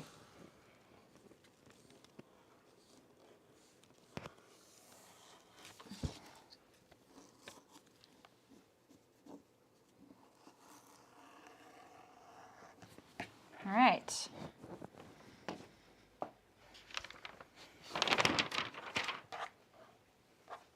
I have to do all these markings, but let's just do it on the back side this time because I can be smart too. All right, we just want to do our dart really quick. And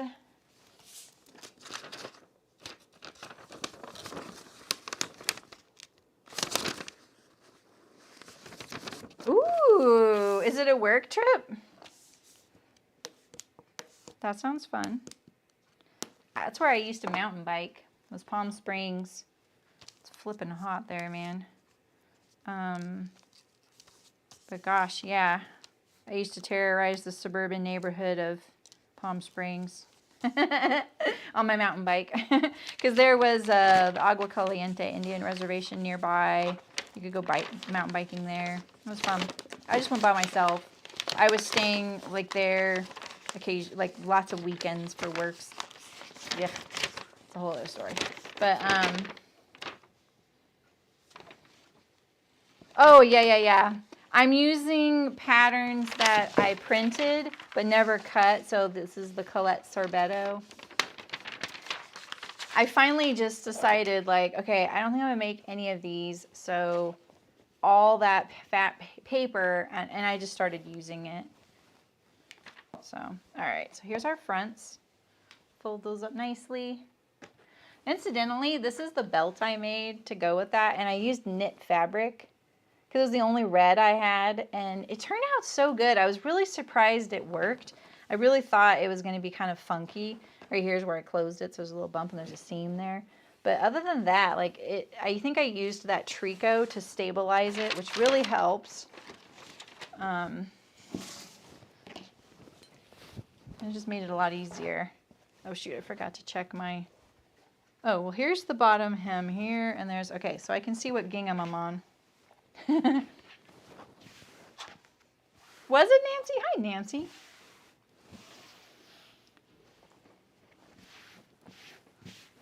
Oh, it's a self-recovery trip. Nice. Good for you. Some good food there. There's a lot of people with a lot of money there, so there's a lot of food there. And where my friend lived was in one of those old neighborhoods with all the like historic, like Frank Lloyd Wright houses, and so it was kind of a treat to bike through the neighborhoods, going after like a bike ride, because the houses and the landscaping were just so gorgeous for like drought tolerance and stuff like that. It was really cool. Do you think that Sorbetto was one of the first? Really? I mean, Colette's been here. I feel like Colette was one of the first indie pattern companies for sure. Like got big. Because there were a few others before. All right, so let's see. This is on the fold.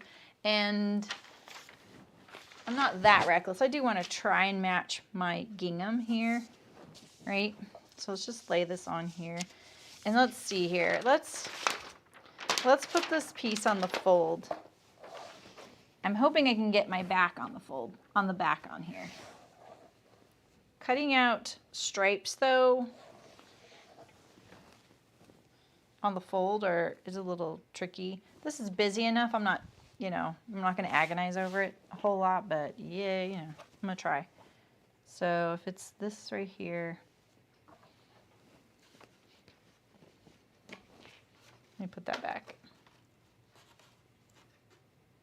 Oh, it's this white one? Okay.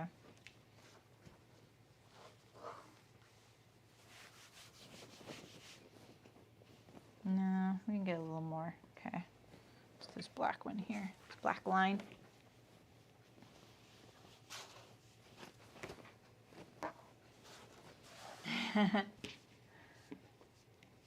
Oh, I haven't been there in like decades. It was a long time ago. I don't have any food recommendations. I used to go to this coffee place that I'm sure is no longer there, and he made these scones that were really good. And my friend was determined to get the recipe from him.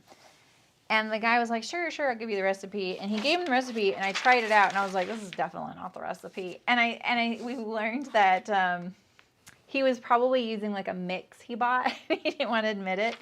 It's kind of cute when you think about it. But like, how dare my friend, presume that this guy's going to give him his recipe anyway. So.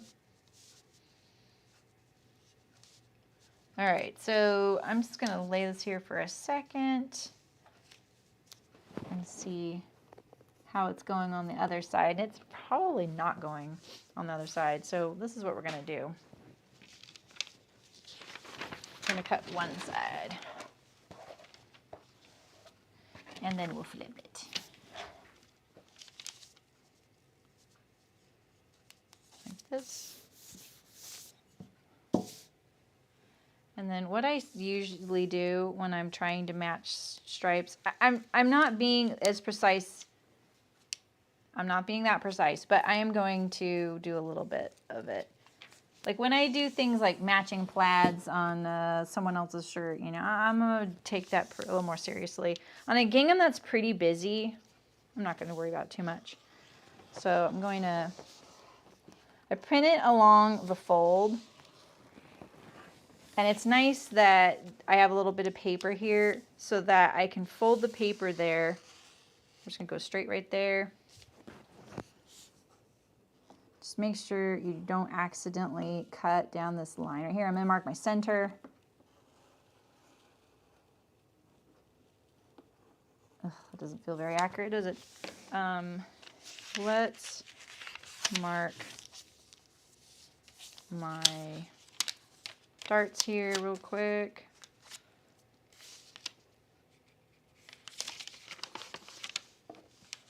Maybe not real quick.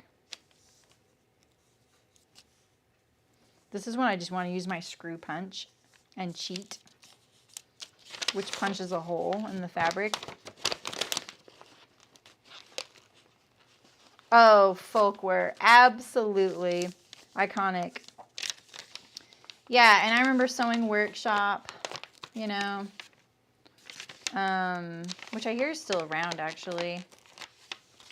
But that felt very local. Sewing Workshop felt like it's like a San Francisco company. I didn't feel like anyone knew about it. Oh, really? Jolie? Oh, okay. I didn't hear of Jolie until I started streaming. That's awesome. They've been around a bit. That one's still, that's already pinned.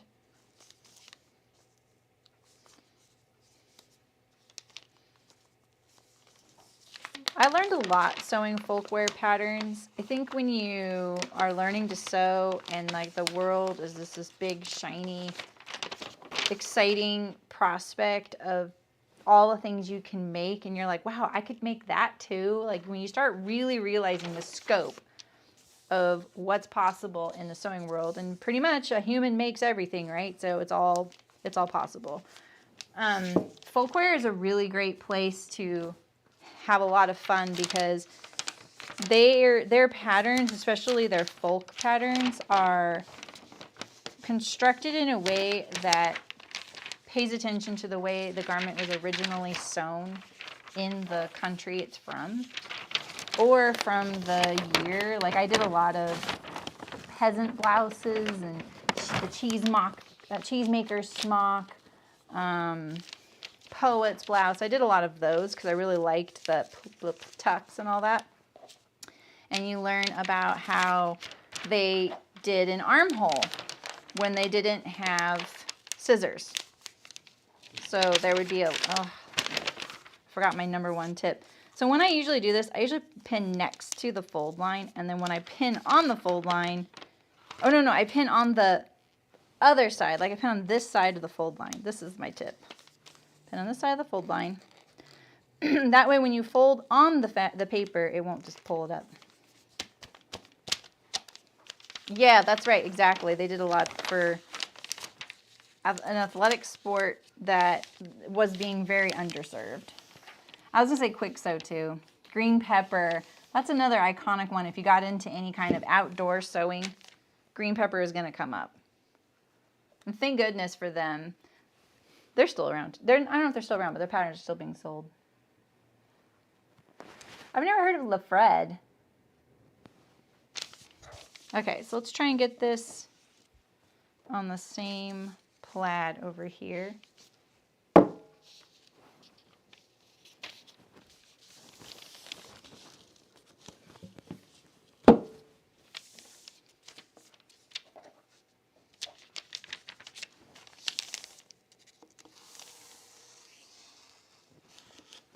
Okay, this is coming.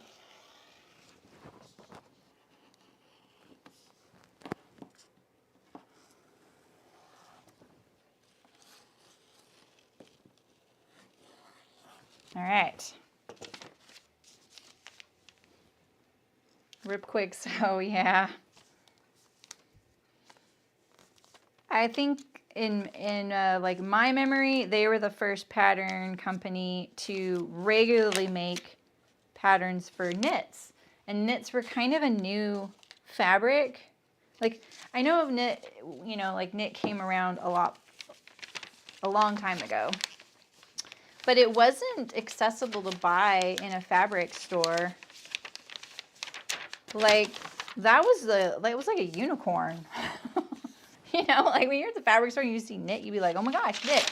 There'd be swimwear and that was about it. And you know, that's not streetwear, right? So, all right, we have our back.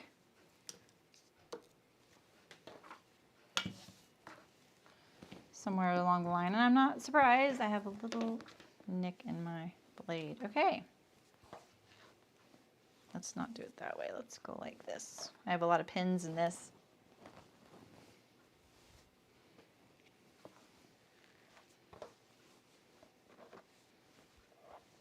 Okay. I'm a little worried. I'm going to cut up my fronts, so let's move them out of the way. I still have so much gingham fabric, you guys. So these are Pigeon Wishes buttons. It's partly why I've been kind of bent on keeping them. All right.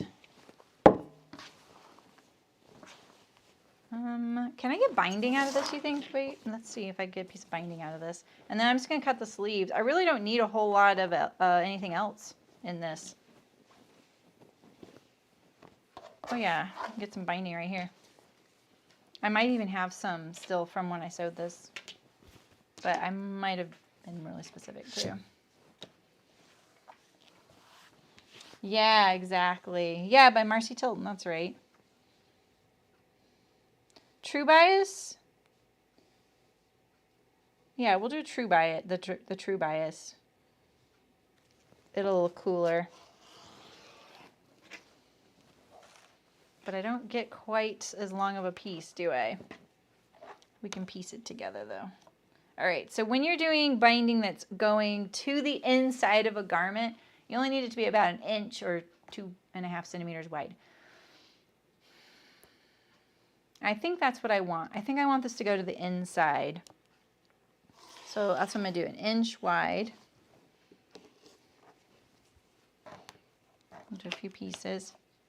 If you're straddling the edge, you're gonna want a little bit more, like 1 3/8 inches, 1.5 inches, somewhere in there. Unless you're wanting really narrow binding. That's just my preference.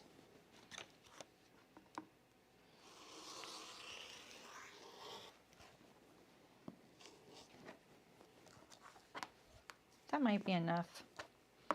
Because if that was one front and that was one front and that's the back, that's plenty.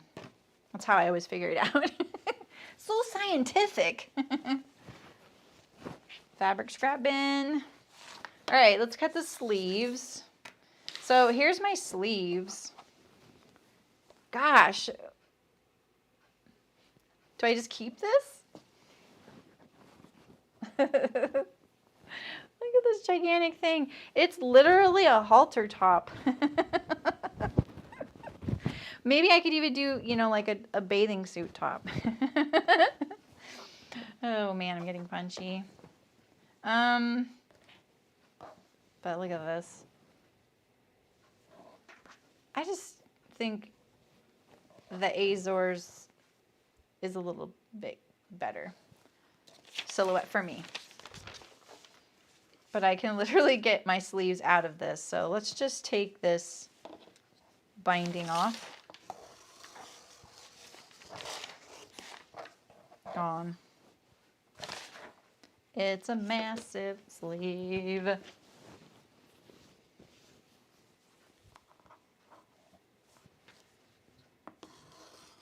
I love that how Libby knows the whole, like, the names of all the people and stuff in the pattern world.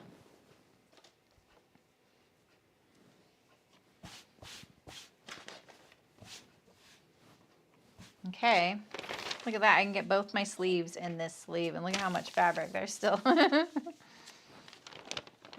These things are Mongo.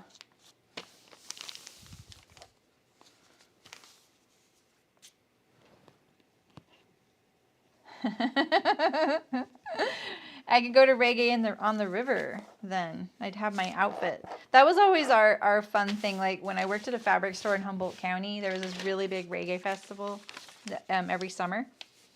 And there's always this time of the year where people would come and just want like elastic and a handkerchief. Diane, how's it going? Welcome back. Nice to see you. It's because you're old. No. You're learned. I lack some wit right now, sorry.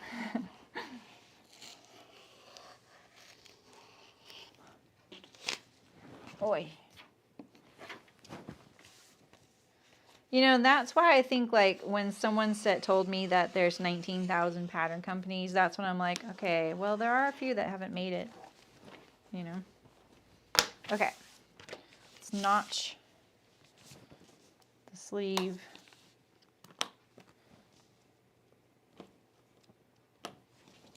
I'm not going to do those notches. I don't know what those are for. I'm ready to sew. Oh, I'm so tempted to start.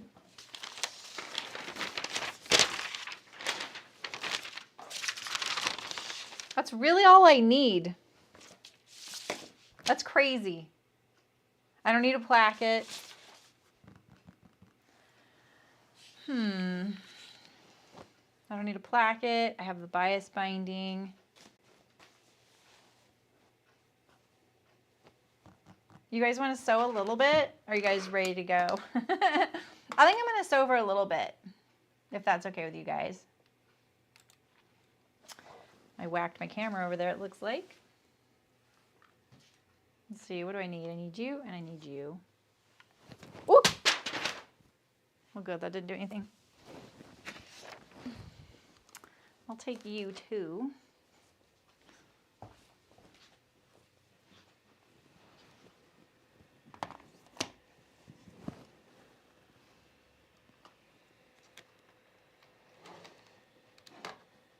See this right here, like when I turn my computer now, it bumps into things where it never used to do that. I had it all perfect, so it would be really easy. Ooh, Pattern Company rebrands. That's actually an interesting idea.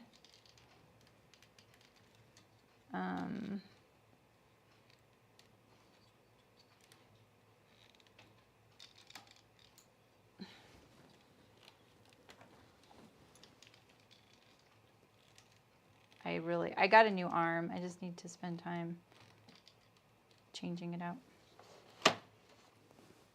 How to mark my dart. How far back are you? This is so zoomed in. Let me undo that. So, okay, cool. Let me fix my cameras real quick. Sorry. I'm gonna zoom out. Yep, and we still have our brightness really low. Can get rid of my pile of patterns. Oh, I had my tea house dress out too. I was going to show you because that's one of the suggestions Libby had, and I actually really liked that idea. Here's one of mine, but the top version of the tea house dress, I feel like it's a little bit in danger of making me look pregnant. I'll just be blunt. Okay, where am I at camera-wise? This guy is a little weird. Here, let's brighten this up. I don't have the light on over here. I can turn the light on over here if you guys want. Because when I'm flipping back and forth, though, it was just hard to move that too. But it is raining outside here today. So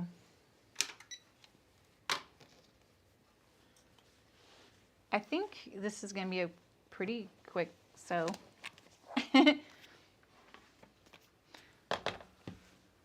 How did I mark my darts? Oh, I just use pins, Shem. I don't do anything fancy. I usually do it from the back. And where my pin goes in is the marking. And that's just something that I taught myself to always rely on. Wherever the pin goes in, that's where it needs to go.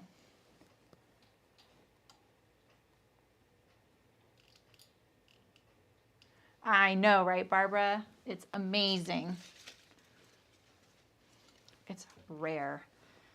I even wore my Kelly anorak for the first time today in the rain. That was so awesome. The one that I waxed and sent to Hearts, they just sent it back recently. All right, so I'm gonna do my darts first. Why does this look weird? Is this usual? Is this zoomed in? Is that what's going on here? It is zoomed in, but that's okay. Why does it look like you can hardly see anything? Is it just me? Would you please stay there? It's like a sweet spot.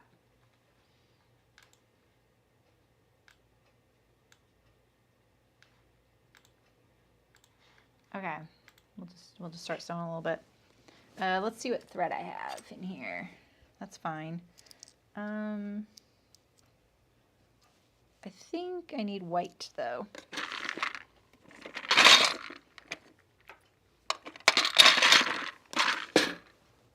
Yeah, isn't that look weird to me too? Okay, is it? I think it's this. That's it, huh? I try and get it so you're looking a little bit like this. The top down, I know people love the top down, but I also know that it's not how it looks when you're sewing it. And I'm trying to make it look as best I can. The angle that you would be sewing it, because it's a little easier to comprehend it. You got your duck canvas today, and it is not wax. I thought it was. Oh, you're going the otter wax route. We should talk. Yeah, we can zoom. I can zoom it in more. I already changed this. I think the otter wax is great, Terry. Don't get me wrong.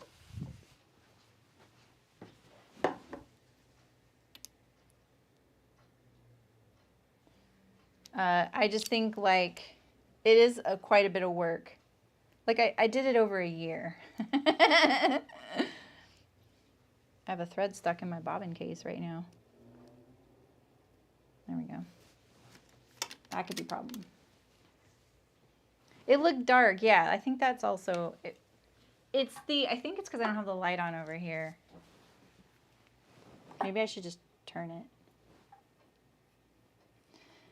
I have a whole video about it, Shim. I'm going to turn the light. I ordered some new lights so that I won't have to do this. That better? You guys like that, huh? Yeah. So, I think otter wax is amazing. And here's my Kelly right here. So just look at how it looks. So you got to be prepared for the fabric looking like this.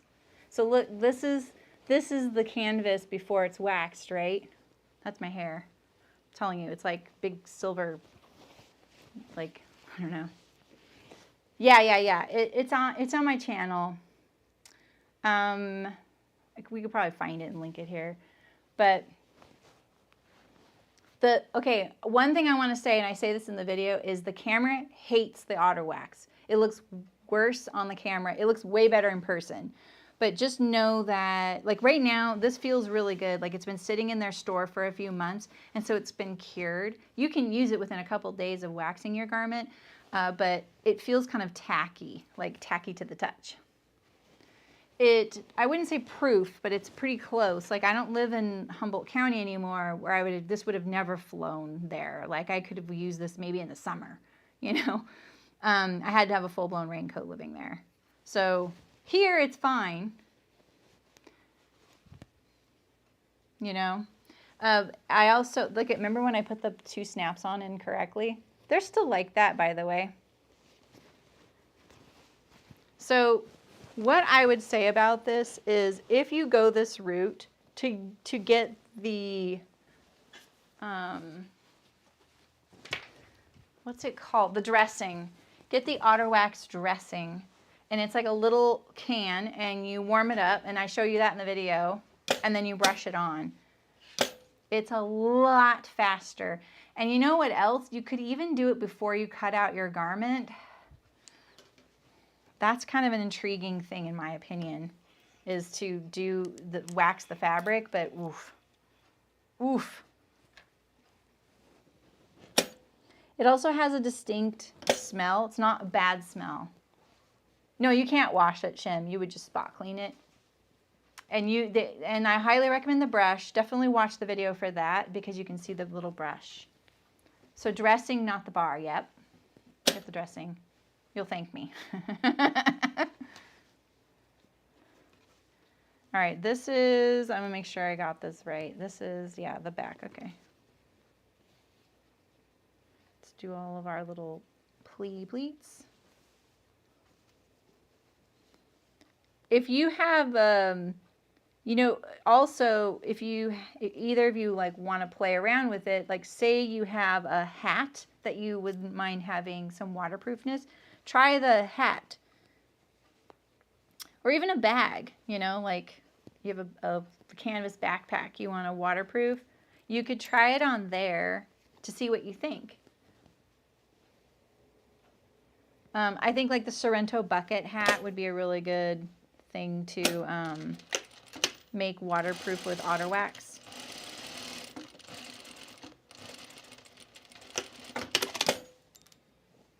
I keep forgetting those pins aren't magnetic. I don't really like using a magnetic pin holder, but I have a little magnet sitting here. And these big quilting pins don't like it. Oh yeah, that's awesome. Yeah, I think that's a good idea. Shim, yeah. And I think auto wax is very affordable too. So the two tools I feel like were very instrumental in making the job very straightforward and easy to use, easy to do, was the little wood paddle that I use. And I use a wood bamboo dish scraper for that. And they sell a little wood paddle. So I didn't buy theirs. I just had one. I had two of those because when I was at the store that sold them, I love that thing. So I bought two because I don't live anywhere near that store. See how this dart, like when I line up the two edges here and here, oh, now it's working. Well, no, like if I put it right there on that point, I can see I'm getting some torquing on this dart. See how it's not folding in a nice crisp line? That's probably because I didn't mark it very well. So we're just going to kind of let this relax a little bit and then put it there.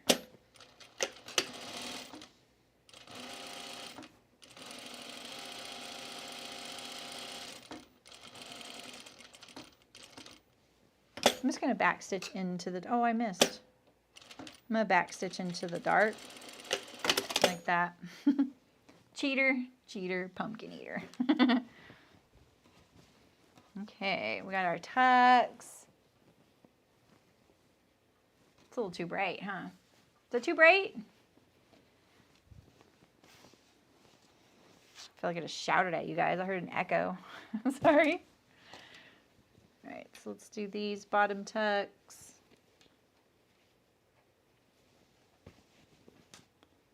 I never get to wear this sweater, but the problem with it is it gets really pilly.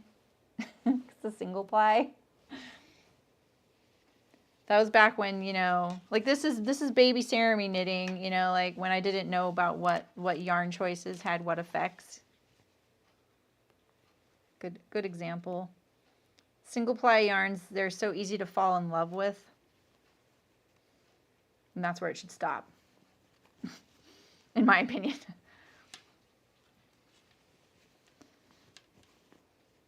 All right.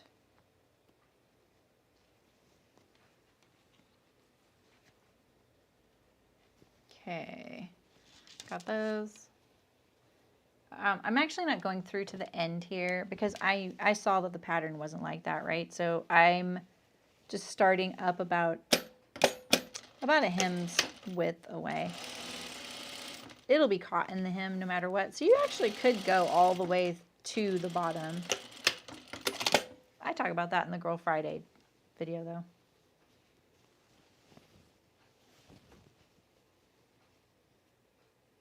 This one too, these are a little bit off.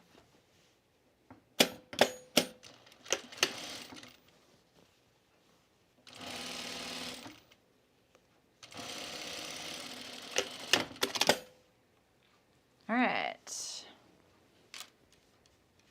let's start. Yeah, a shawl is an excellent choice for a single ply yarn.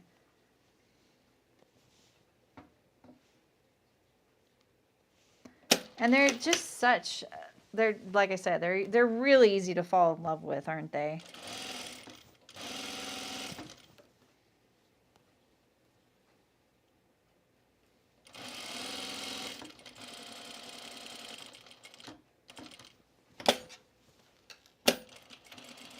I usually hand tie my darts. I'm just going into the,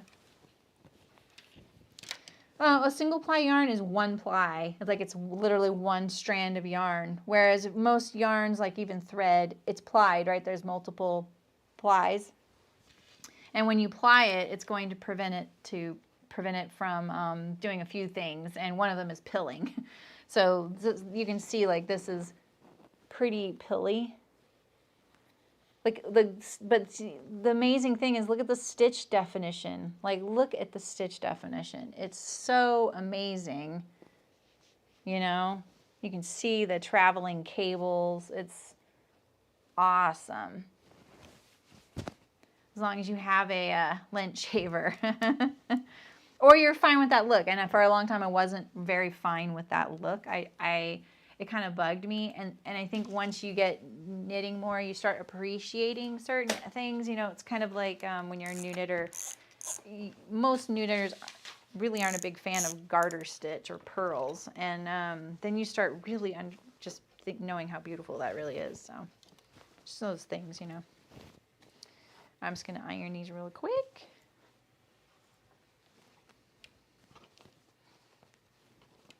This is going to be cute. I love the Girl Friday blouse, and I want one.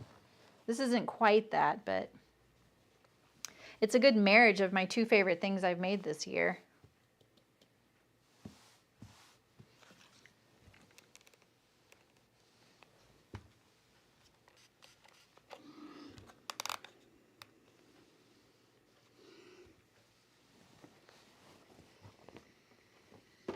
Kind of rushing the iron here. Is this how the start went? Did it went toward my face? Yeah, it must have gone toward my face. Okay.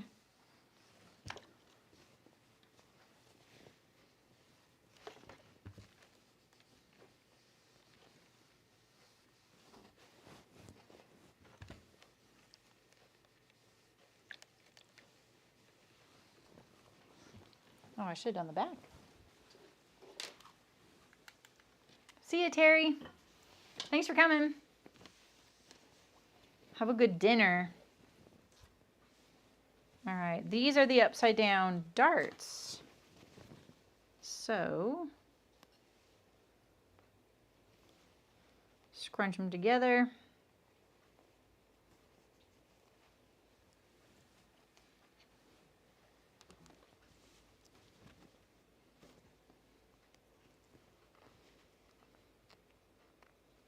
This is the most tedious part of this. Is all these little, but we don't have to do that collar. That collar is something on the, it's 3 collars on the Girl Friday.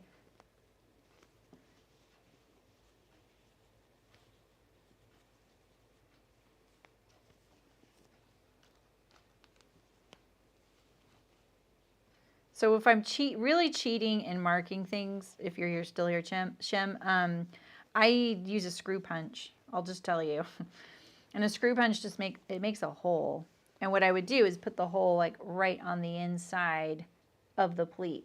I wouldn't do it at the end of this dart because this is kind of like an inverted dart, which is kind of interesting. I would do it where the hole would be buried in the pleat, right? Or dart.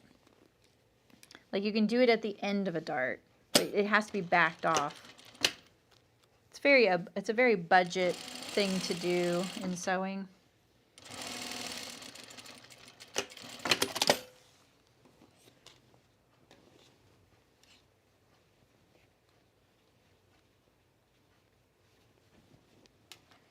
And I just use a Japanese screw punch, which is for paper crafting. It's not really meant for fabrics, but it works really good. It lasts forever. The blades don't, though. You have to like replace them. And I finally found someone who sells them in the sewing community, so that's kind of nice.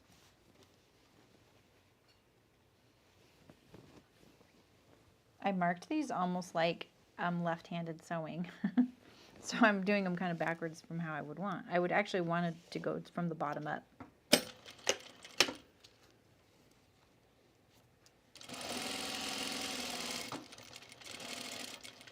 I don't mind back stitching the ends of these darts because it's in the hem. It's not like at the point of the full bust, you know, where it can be a little bit too visible. Putting the points there, that's always a little bit like, you know. You never know what you're going to get when you backstitch. So you don't backstitch the end of a dart at all.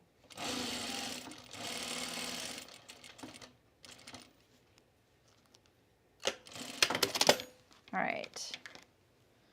We have our 4 back tucks. There's no shoulder darts on this one. Let's iron this real quick.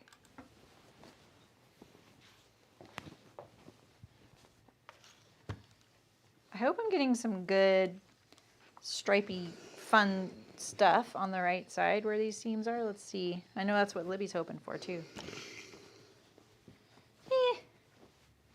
A little bit, you know, we get this little bit of a flare here. Asymmetrical, of course, right?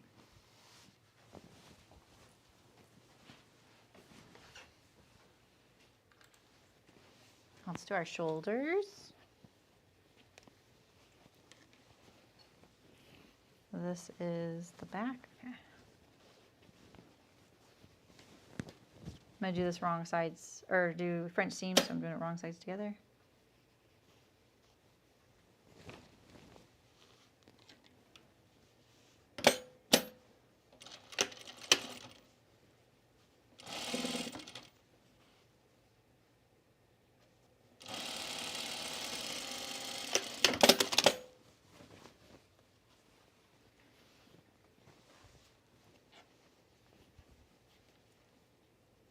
The buttonhole side, it'd be really easy to mistake it for the wrong side, you know?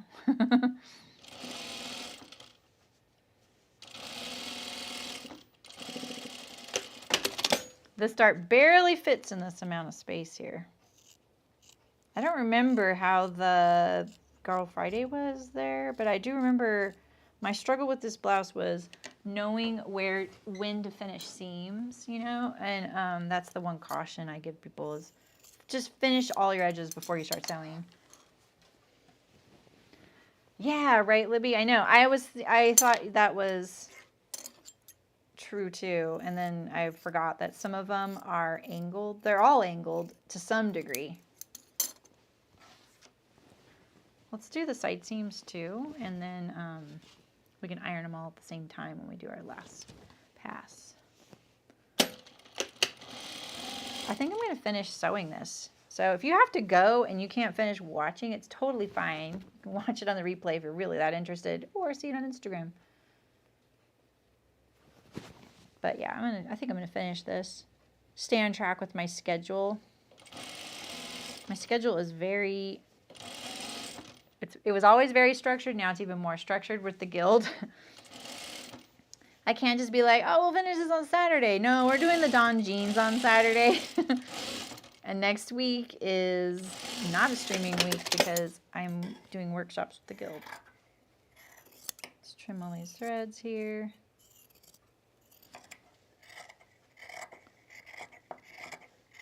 And if I'm sewing this off camera, I might as well be on camera. So let's just do it, right?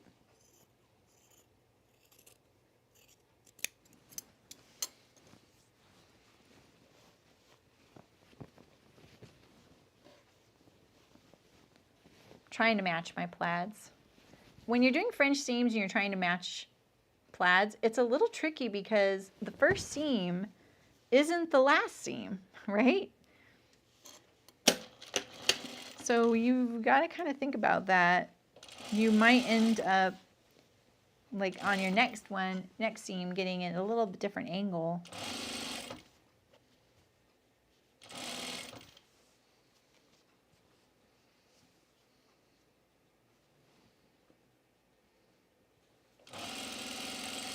I know someone here was hoping I was going to do the Remy Raglan too, and I will eventually do that. I don't think this would have been very helpful doing this one as the Remy Raglan because I would have probably been keeping the same, that seam allowance right there is too small, same sleeve bottom and the same front placket. Like it wouldn't have been the Remy, you know? I'm going to make this seam allowance right here a little wider.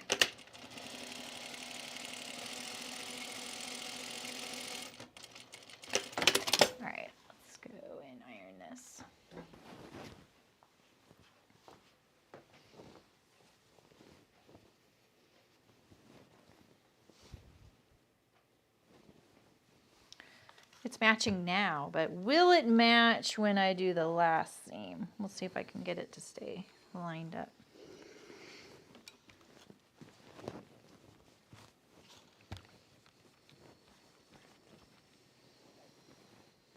I'm getting excited about making the overalls too.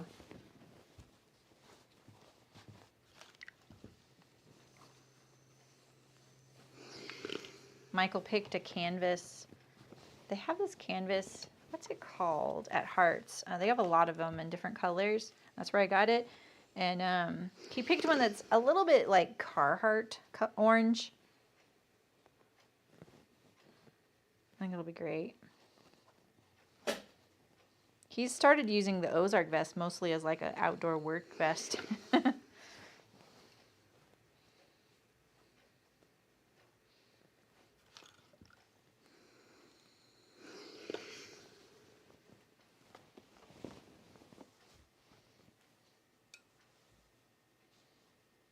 I can't even see that seam. Wow. It's there though. Oh, it feels good to just sew with like straight up medium weight cotton. That's my wheelhouse. All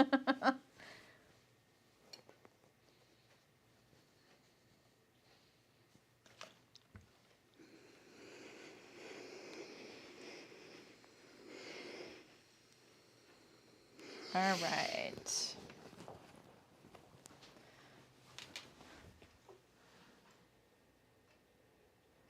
There we go. I haven't, Kathleen, but I own it and I want to. You're in no hurry. Okay, good. Yeah, someone yesterday was like, I just bought that. It is on sale right now. I have lots of fabrics I would like to make it in. It looks like a nice, simple, easy top. I printed out all the pattern pieces yesterday, and I was going to show you guys how I was going to manage the raglan. Really, it wouldn't have been a problem because I had so much fabric, obviously, that it wasn't going to be hard to cut my pieces out, right? So it wouldn't have been a great tutorial, but I was going to show how I was going to keep the bottom of that sleeve when it, you know, was a completely different bottom. The funny thing is, this dress, you see how big and like loose it is on me, but when you look at the Remy raglan, I didn't realize it's even looser. So when I went to put the pattern pieces on this, I couldn't get them on here unless I put them all the way at the very bottom of the shirt. So that kind of surprised me. And I was kind of waffling, like, do I want to do the 12 or the size 14? And that made me go, oh, I'll do the 12 then, because I don't really want it to get bigger. The sleeve looks pretty close fitting though. So that helps when you have a really full bodice. If you have a closer fitting sleeve, it gives you a little bit more definition up here in the shoulders. And I think when your shoulders fit on a garment, that's really, really key to something feeling really good on your, and being kind of flattering, you know. You can get, oh, I was looking at that. Yeah, that looks really cute.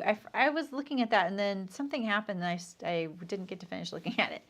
It's probably pet related. All my buttonholes, I still haven't like cut all these little loose threads. I don't use a glue, I just cut these threads. And I haven't finished doing it on this because I tried it on. I was like, oh, that's instantly going in the naughty pile right now. All right, so now we have our little shell. Should we look at it? Let's look at it.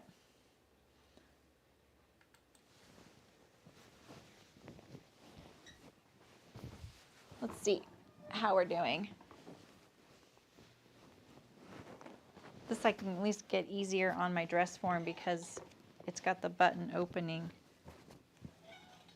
What the heck? What's going on here?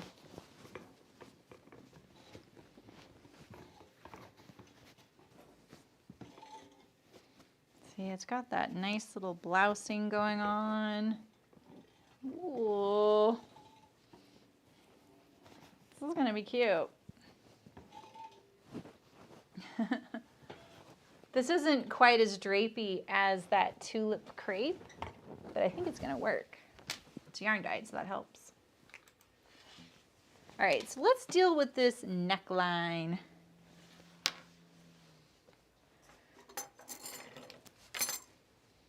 I'm going to piece together my binding here. So I'm gonna make my stitch length a little smaller.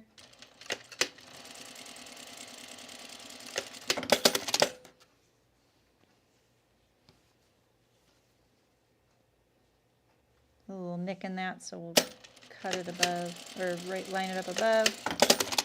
Trim off this extra here.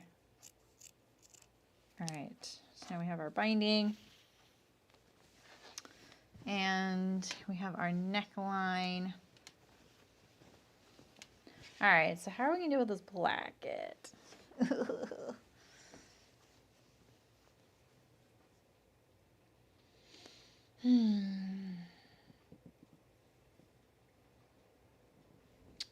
I'm going to take out a few stitches.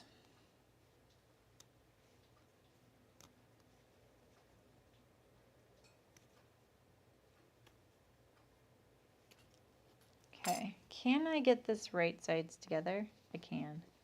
Okay. Okay, it's all going to be fine. Can I do it on this side? I think so.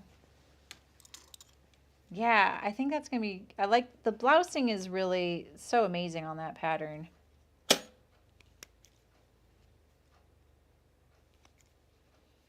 It's nice because it's like a bulk-free way to add blousing. Yeah, it hasn't, yeah, exactly. That's a nice flare. All right, so I just need to get my binding. So here's the trick. When you're doing a binding neckline, and that's a V into a placket. I learned this with the Aster. It's a very unique detail. You're not going to see this very often. You don't see binding on a V-neck, first of all, because doing that V is a little bit tricky unless you treat it like an extension or a collar or in a seam. It's not that to say that it doesn't happen, but it is an unusual way to finish things to make it look nice. It's hard. But if you're going to do it into a placket, here's the thing you have to remember is when this edge, when you're binding it, right, you have to make sure that this long edge here, the one you're going to turn under and stitch down, makes it all the way to this placket edge, because from here, see at the top of the neck right here, let me zoom in. It's like Nancy likes, and let me make it a little darker. Jeez Louise. Blowing out your eyeballs.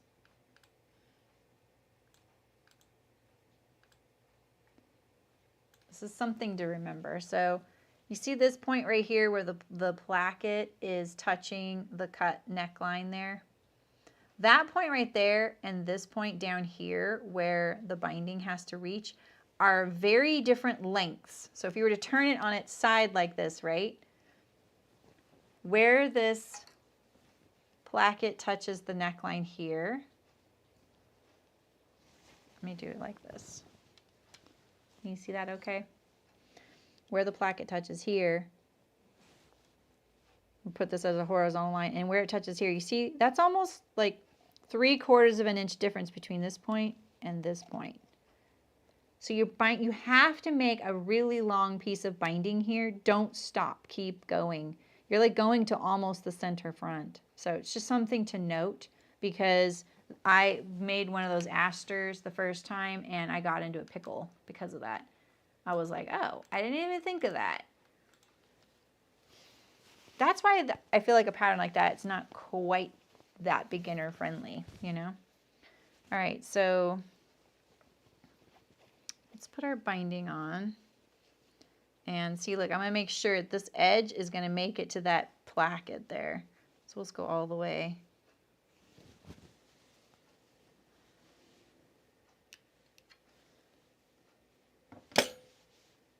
Oh. It's a little unconventional, right?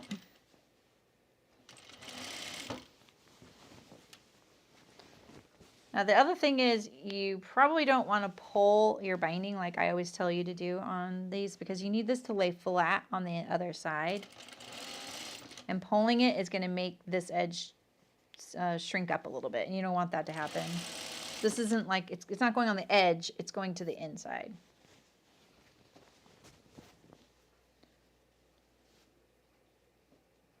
Let's get our shoulder seam.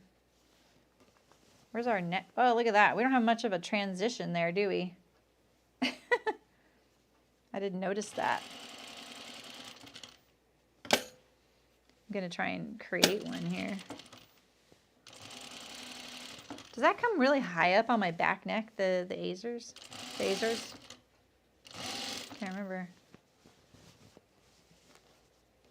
And I'm sewing this to the right side. So usually you see me always do things like sew from the wrong side to the right side. This is one of the cases where you can't do that because it needs to end on the inside. But the good news is you're not trying to really bind it. We're just making a bias facing. That's all this is really, is a bias facing. All right, so let's open up this placket here. I'm keeping this really relaxed. And again, I can see my stitch line of the placket right here. So we'll make sure, look at that, it's all the way here. And this is where the edge stops. So I have to go like all the way almost to the front before I stop. And then when you cut it, make sure you don't cut it perpendicular to the binding. Cut it parallel to the center front, or that fold there, like that. Okay. Okay. Let's trim this one. No, we're not going to trim that one. But let's clip this edge. So I didn't really have much of a back neck curve here. Didn't even notice that. I mean, it's partly because we used the Girl Friday, which had a pretty unique neckline shape, into the Azores, which had a distinct curve. So we're just going to clip this little curve here. We don't need it really along the V. And now let's iron it. It doesn't have to be Shem, but my placket, my placket is sewn shut on the inside, and I'm going to tuck it in there. Because otherwise, binding this edge right here, this neckline edge, and then like turning it like this, you would have a really tough time finishing this edge of binding on the outer of the garment, on the outside, even just like on the top of the surface of the fabric here. So what I'm going to do is I'm going to put it inside the placket like that. So that's why I say this is so tricky, because yes, you could bind this edge and it would be really cute to have that little, you know, bias difference there. But right here, that's really tricky to finish this whole edge right here. And because my placket is sewn down on the inside, I'm going to finish it to the inside and then top stitch the placket right over it. That's why I'm doing it. It doesn't have to be that way in general. I should say that's probably what you mean. Like, why does it have to be that way? It's just this time it does.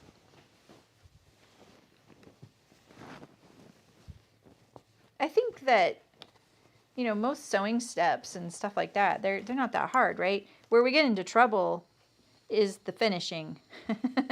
It's always the finishing and the way something ends and begins.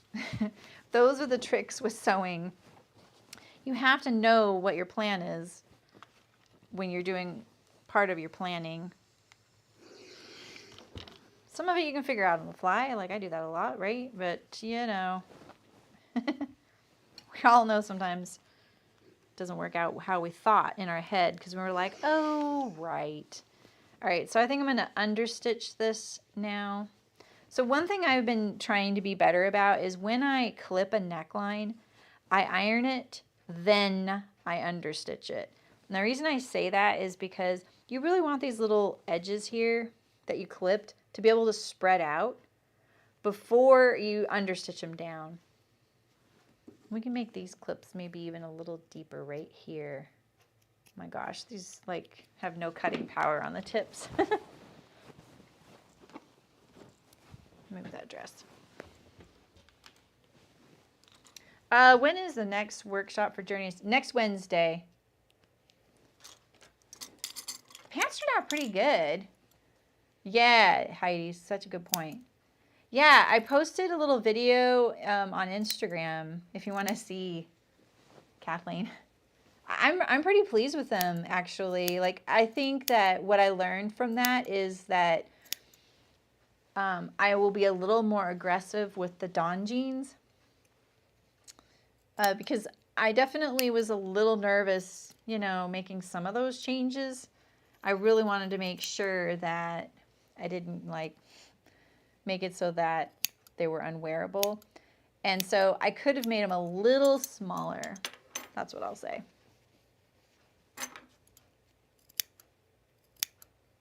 These scissors are a little better here. All right.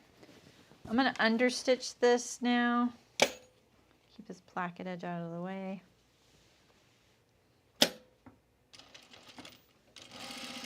That's going to get caught in the placket, so I don't need to backstitch it.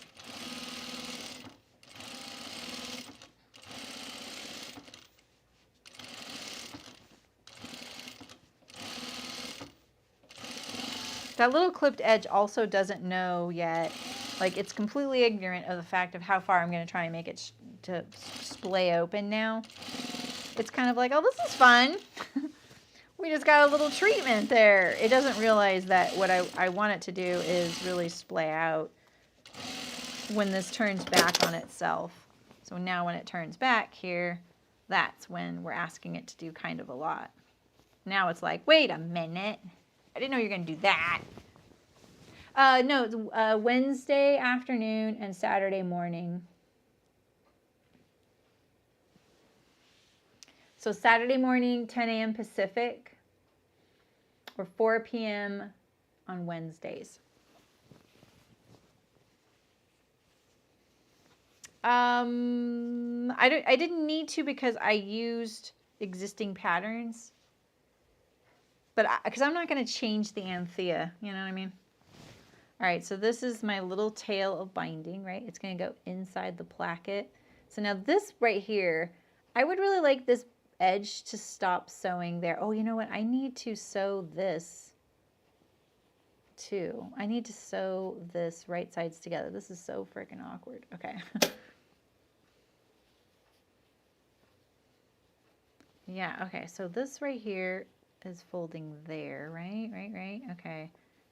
We want this to fold back on itself. See, this is just not the way you would do this.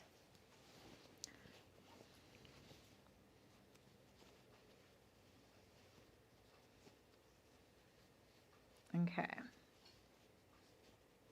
Lining up my raw edges of the neckline. That's why that's poking up there. And I'm going to sew across this top seam here. See, this is why this is like, this, you wouldn't, anyway.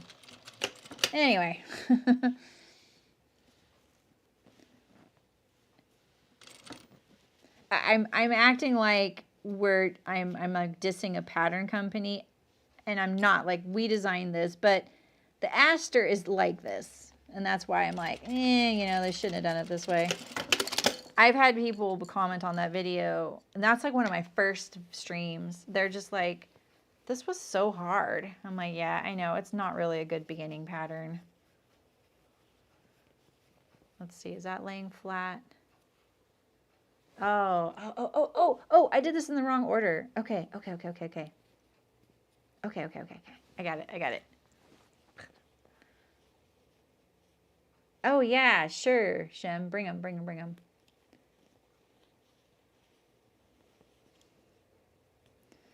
Okay, so I needed to fold back my placket first.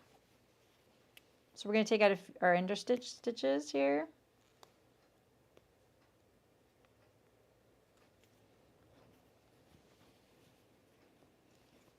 I'm sure there's someone out there being like, that could be a beginning technique, and I just don't think so. I just, like, look at this. This is so fiddly.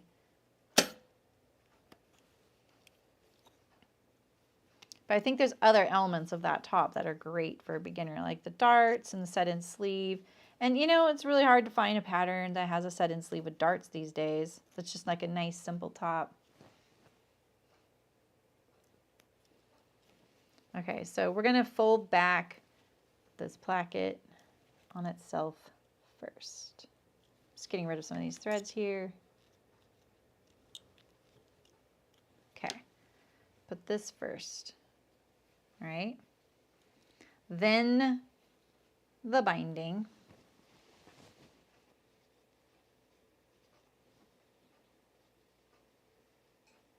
I'm going to tack this so it stays. I can even just sew the whole thing.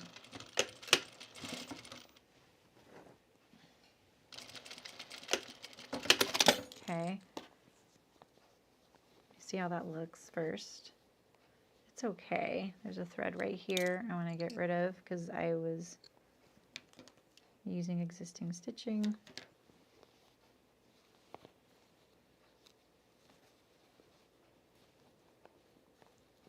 Oh, this rain is so awesome. I'm gonna get rid of these original stitches right here. And continue my stitching. I'll just enclose them, in fact. Okay. All right, now we're going to put our binding on here. Hopefully did I take out enough under stitches? There we go. Take out a couple more. Now I can line this up and sew the binding on here.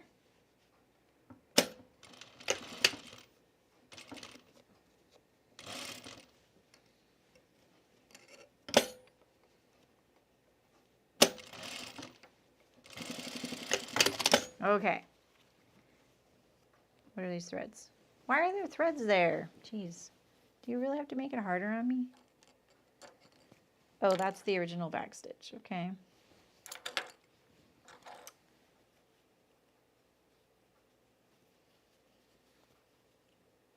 Ah, sorry, Shim.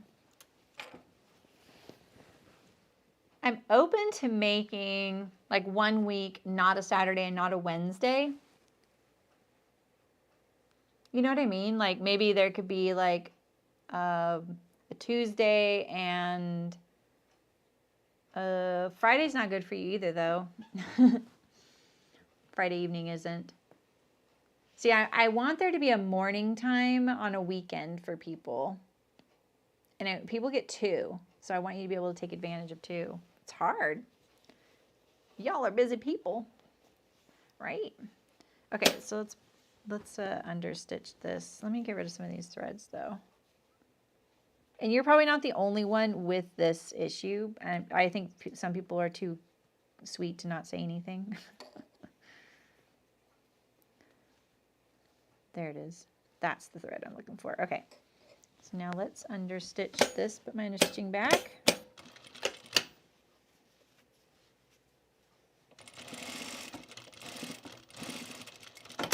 All right. Now this placket is going to enclose that like that.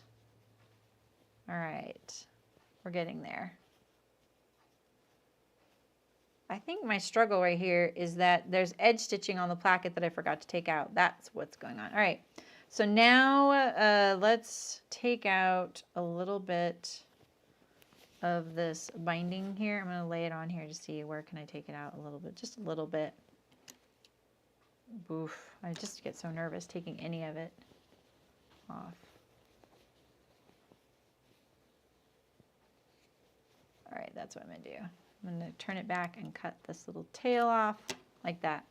All right, so I'm not going to top stitch that down yet because I really want to do it all in one with this placket edge too. Because I like it when the stitching of this binding stops right there at the placket. Oh, okay, Shem. Okay, cool.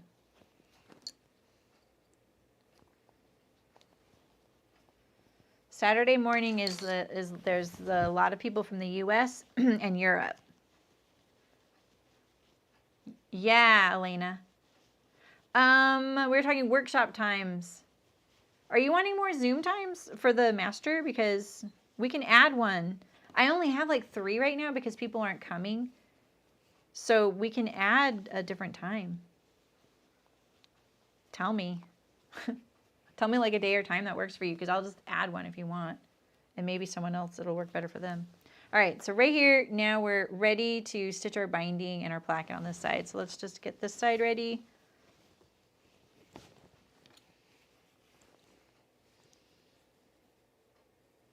Let's take out a bunch of understitching. Aren't we glad we didn't backstitch our understitching now? At least I am. There we go. Got the thread.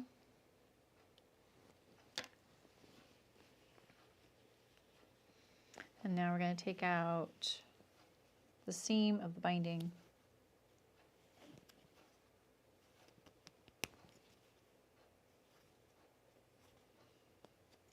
I've been thinking about doing something different than the master zoom, but it seems like people really like those, the people that come. I just feel like you're like, we already do this in the workshop. We don't need this.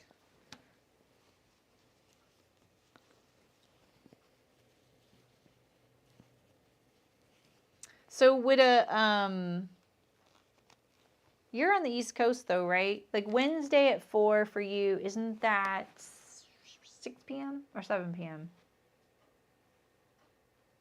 Oh, and you're working in the evening. Oh, okay. So, well, what day and time is good for you? All right, let's take out a few of these edge stitches right here, which I should have done right along the edge of this bag, because then it'll fold back on itself easier. I shouldn't have done that other one like that. All right, we're going to line up the raw edge of this placket here. I'm going to sew it down just to hold it in place. This button, see its button's pulling it in there, but when I take my awl and pull it out, it'll be there. There you go. Let's see if we can get it a little flatter at that fold. Wish tough. Fiddly. We got this though. Let's see. And get the awl to hold it in place. All right.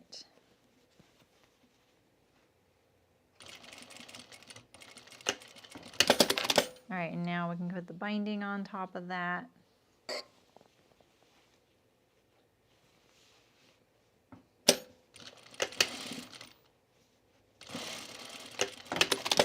All right.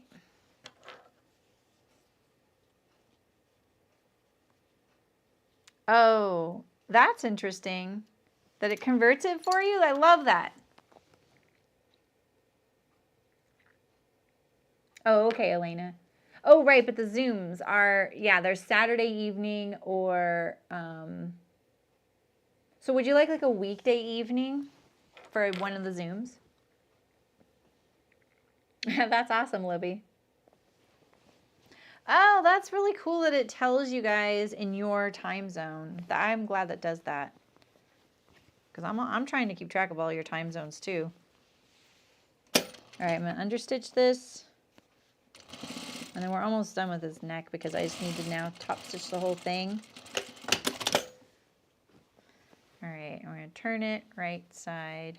Actually, what I'm going to do is I'm going to fold this back on itself as if I'm stitching it down, and I'm just going to trim this little tail off because that little tail is absolutely going to butt up against the placket edge. All right.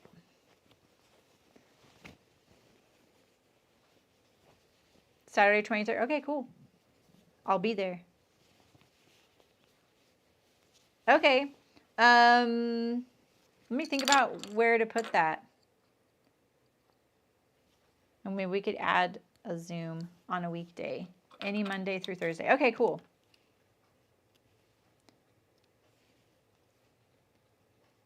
Yeah, I mean, I want it to be easy for you guys. Okay.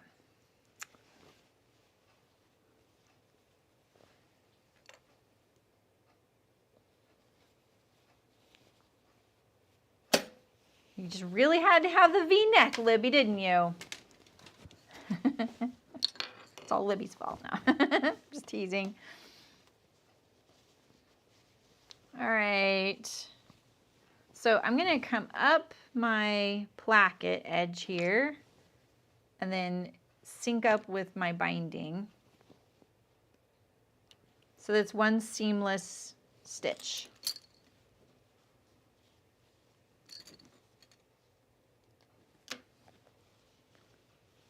The only place it won't be stitched down is right here. But I can still do that. It just means having a back tack there. All right, let's try this. I'm going to decrease my stitch length a tiny bit. It looks like I did a pretty small stitch length here. Try and put my back tack in the white of the gingham.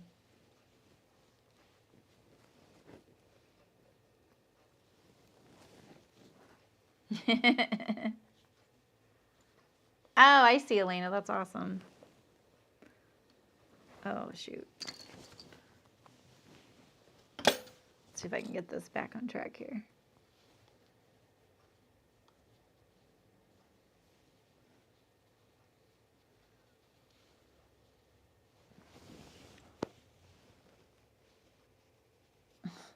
Okay.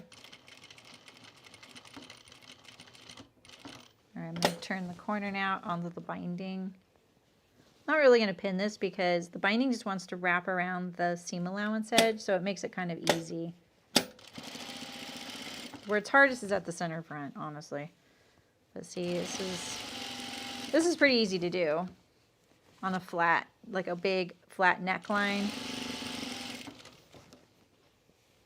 It's when you're doing binding to the inside of like a scoop neck. And I have a video just for that, and I highly recommend checking it out. So if you're trying to, especially if you're a beginner, there's a lot of beginner patterns that give you a little t-shirt, and then they have you bind the neckline to the inside, and that isn't a very easy thing to do. And I have a video for like tips on how to accomplish it because it's pretty hard. And in my opinion, it is. I mean, yeah, I know how to do it, but when I do that, I'm in full try hard mode.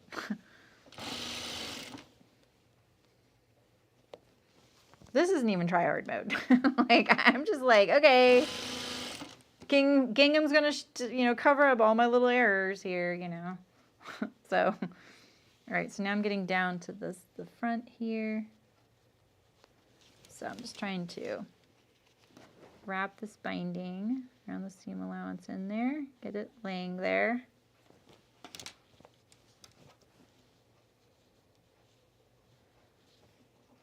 Okay. Get rid of this little thread from the placket stitching.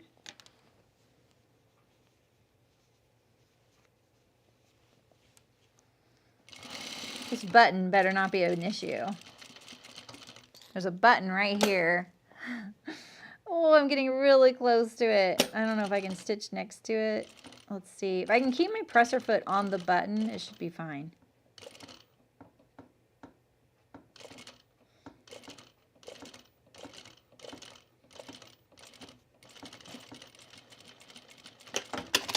Phew, okay. I double stitched a little section there.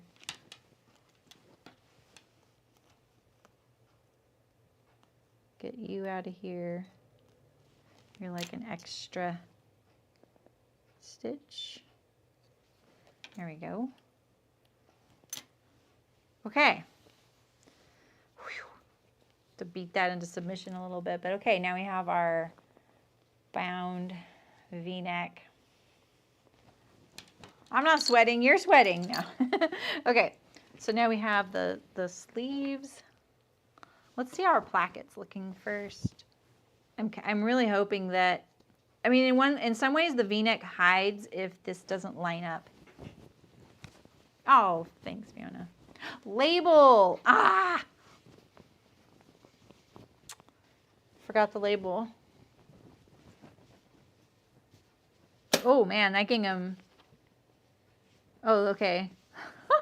I thought it was like one stripe off. I was like, oh well. There, that's okay. That'll be okay with me. Woo. You clicked, you're like, nice, thanks guys. And that is when my neckline becomes huge.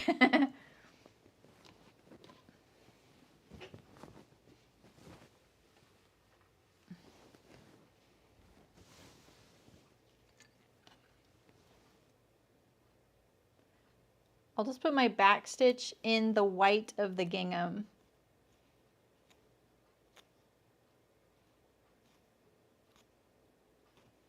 That's how I cheat sometimes.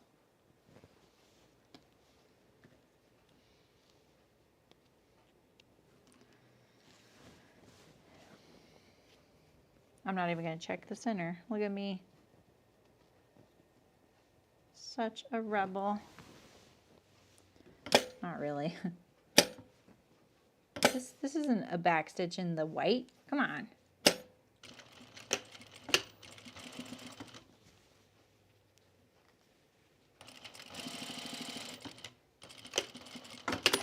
Okay.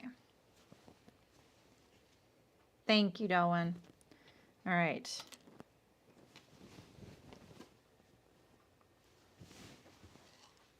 Thanks. Yeah, the binding is pretty clean, huh? I have a little bit of torquing right here. See that? It's nice on this side. So this was the side I ended on. So maybe coming down the neckline. Oh, that makes sense. Because the feed dogs are going to pull this fabric going that way. Yeah. All right, so we're going to put this sleeve this way and this sleeve this way. So we have a left and a right. The other way you check is when you have them folded, you have, this is a double notch, that's a single notch. Okay. Oh, I'm doing the Azores bobbin elastic. Oh boy.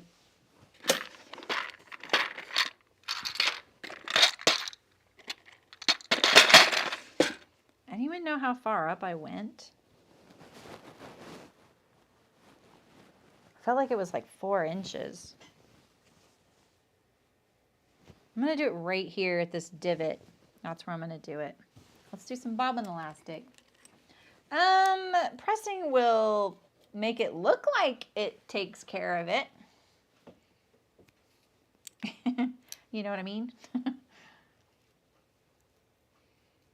I still have this elastic wound on my bobbin. Okay, wait. The trick was to leave like a long tail, right? You have to leave a long tail.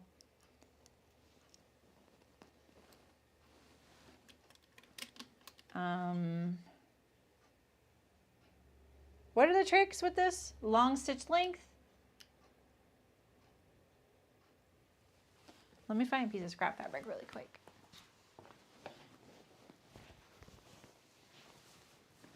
Let's try it.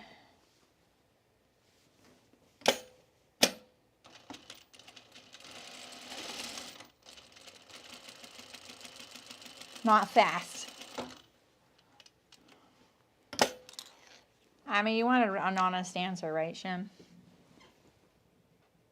Oof. Oh, you need to pull the elastic through the bobbin, through the top. That's what it was. Okay.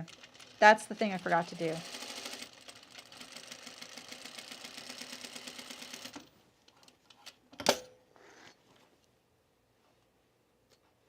Yeah, that was the thing. Okay.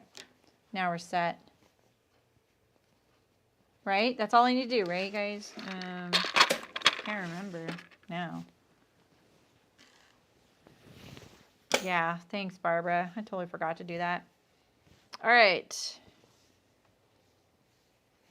So let's use the gingham. Okay, is it cut straight? Yeah. Let's use the gingham as my lines. I'm going to go through the seam allowance here because that was one thing you didn't do on the Azores. And honestly, hand tying all that felt less secure. I'll probably still hand tie it, but you know what I mean? I want it in the seam too.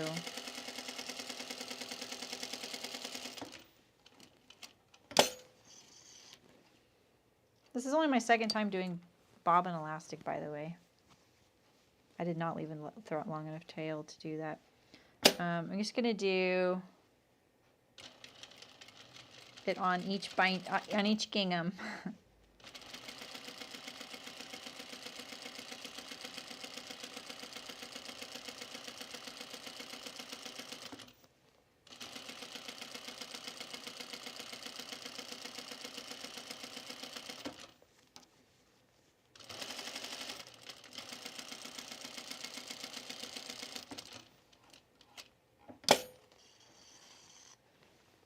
Yeah, I did a little longer stitch. I think so too. It seems like that's a good plan anyway. Do you guys remember how many I did on the Azores? Oh, I can just look. It's right here.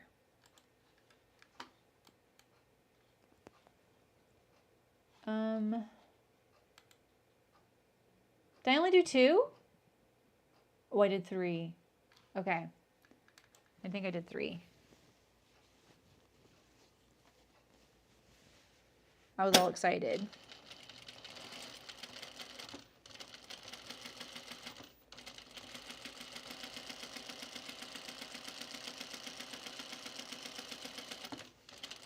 Oof. I feel like this is very Wizard of Oz for me right now. Oh no, I just went right over a gather. Oh well.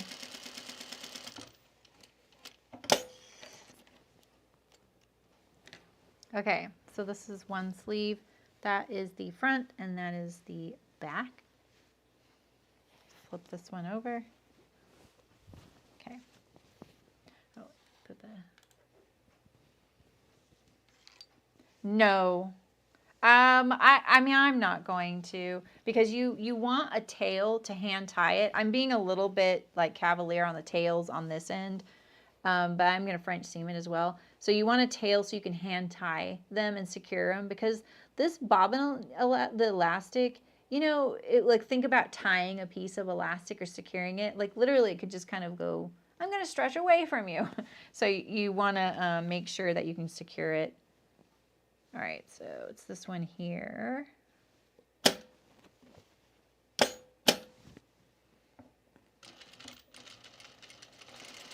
But it's really easy to use, obviously. Like, this is my second time ever.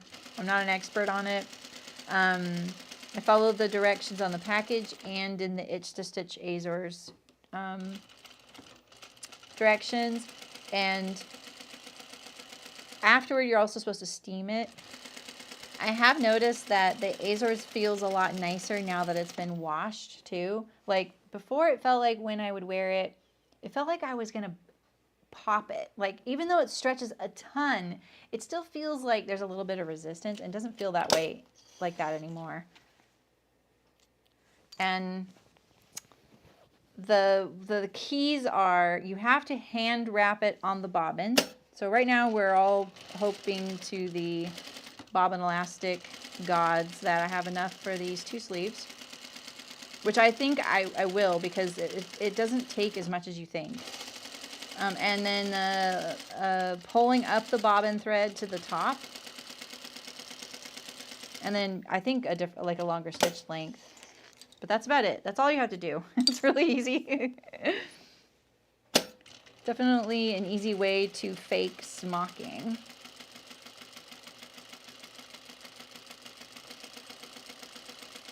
I think you'd have a lot of fun with this, Shem. Like the yoke of a little romper dress for one of your kiddos.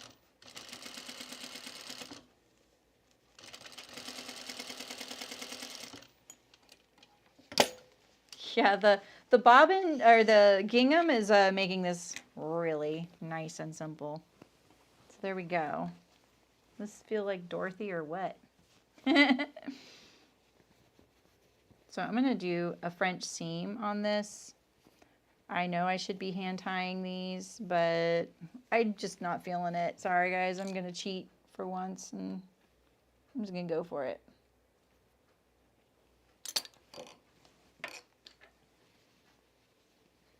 Okay.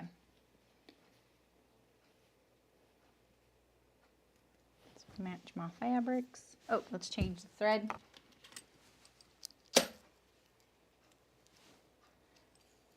I want to hem my sleeve still in the round, because that's just something I like the way that looks better. I'm storing that on the very bottom of all my bobbin trays. Goth Dorothy.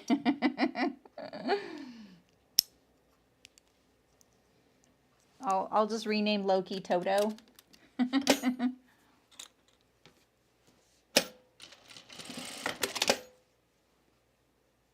Did that just not sew at all? Oh, there it is. Okay. All right, so wrong sides together.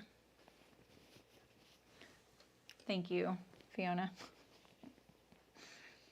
I was proud of myself for remembering to change the thread, but yeah, you're right. I didn't change it that bad, that drastically. Okay, I'm gonna match my plaids here. So it'll look like it's mismatched, kind of, right? All right, let's get all these threads to the seam allowance edge here. Make sure I get all of them.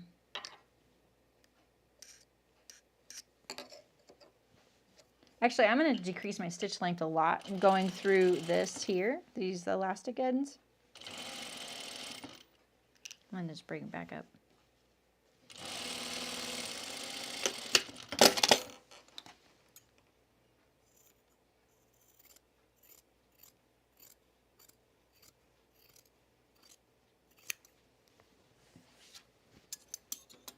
Do this one.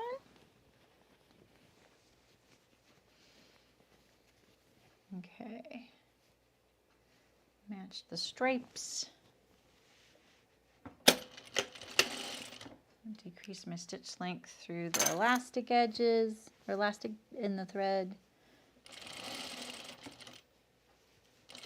I mean, you could even just like maybe do an extra back stitch through here. I think that'll be secure enough. It's not like a waist that's going to get as much, you know, stress.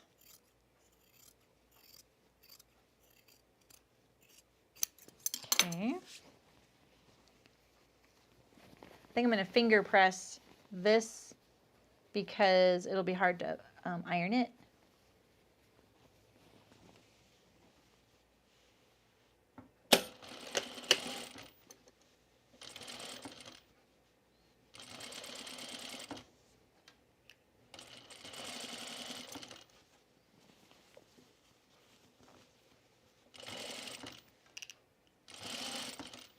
This is so exciting.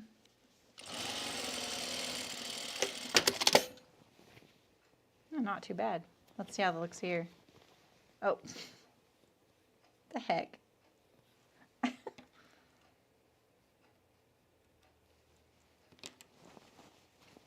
See how the stitches now are continuous? They weren't like that on the Azores.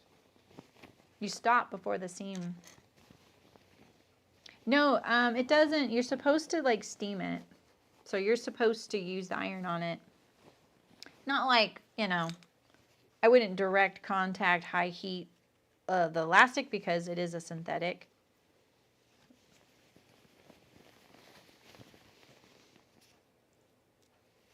All right, so let's do this right sides together.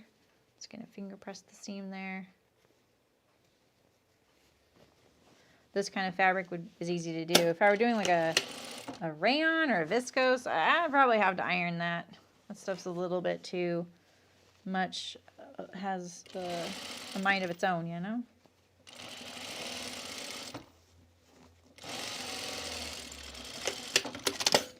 Okay, let's put it regular.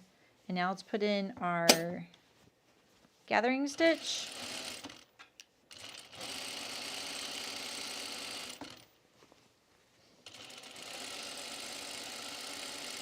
Oof, I'm getting hungry. Do I want to do a French set-in sleeve?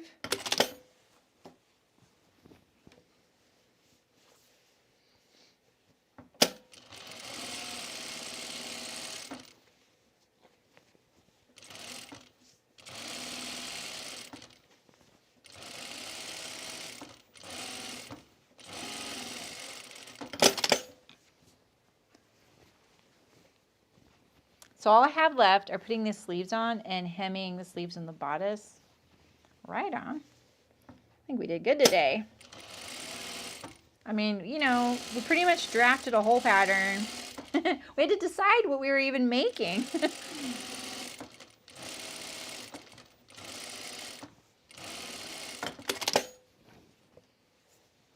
Doing 2 rows of gathering. I like when I'm doing gathering stitches, I do 2 rows. If I'm doing an easing stitch, I do 1.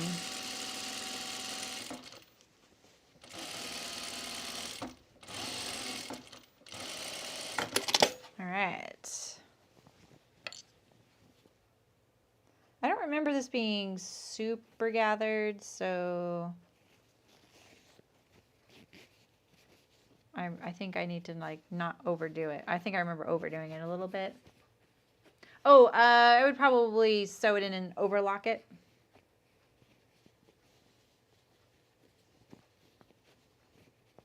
I love that you are like, there's no other way though. How else could we do that?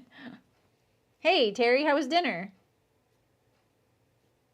Yeah, I'm just going to finish the whole thing. I just did the bob and elastic part. Oh, it's right. Mullen went away for to a cottage or something this weekend. I thought she was here earlier. Okay. This is like a little Dorothy. Let's hem this before it's on the garment. So this is the front. I'm going to press the seam allowance toward the front of the sleeve because I'll probably offset them for the thickness, you know? So let's see. This is the back. All right. We're just going to roll hem it. Let's get rid of some of these threads though.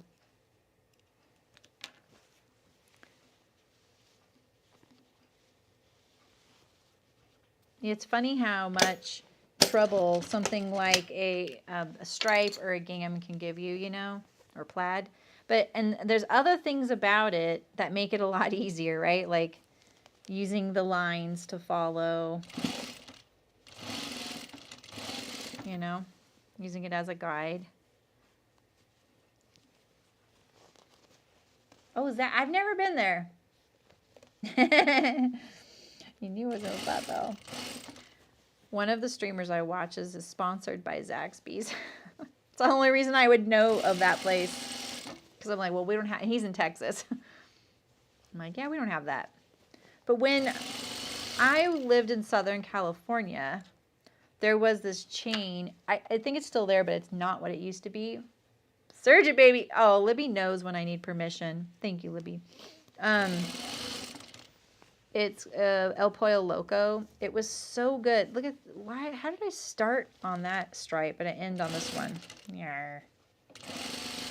That place was so good. It was basically rotisserie chicken, and then you got everything like in like a la carte. So you get pinto beans, and they were like jalapeno pinto beans, not very spicy.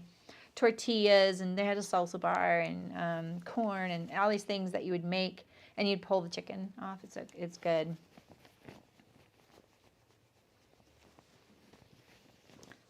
This doesn't feel as stretchy as before, but I know it's going to be fine. And when Michael and I would go down there and visit my parents, and we'd have to eat out or something, he was just like, "Oh my God, there's just nothing to eat down here.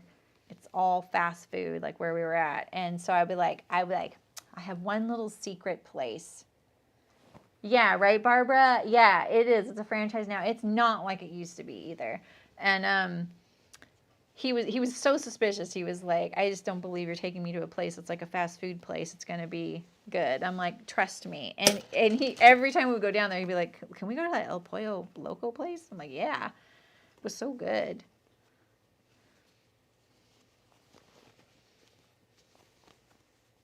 What I hemmed on this white stripe over here. What's happening here? I don't have the bandwidth for this. Okay.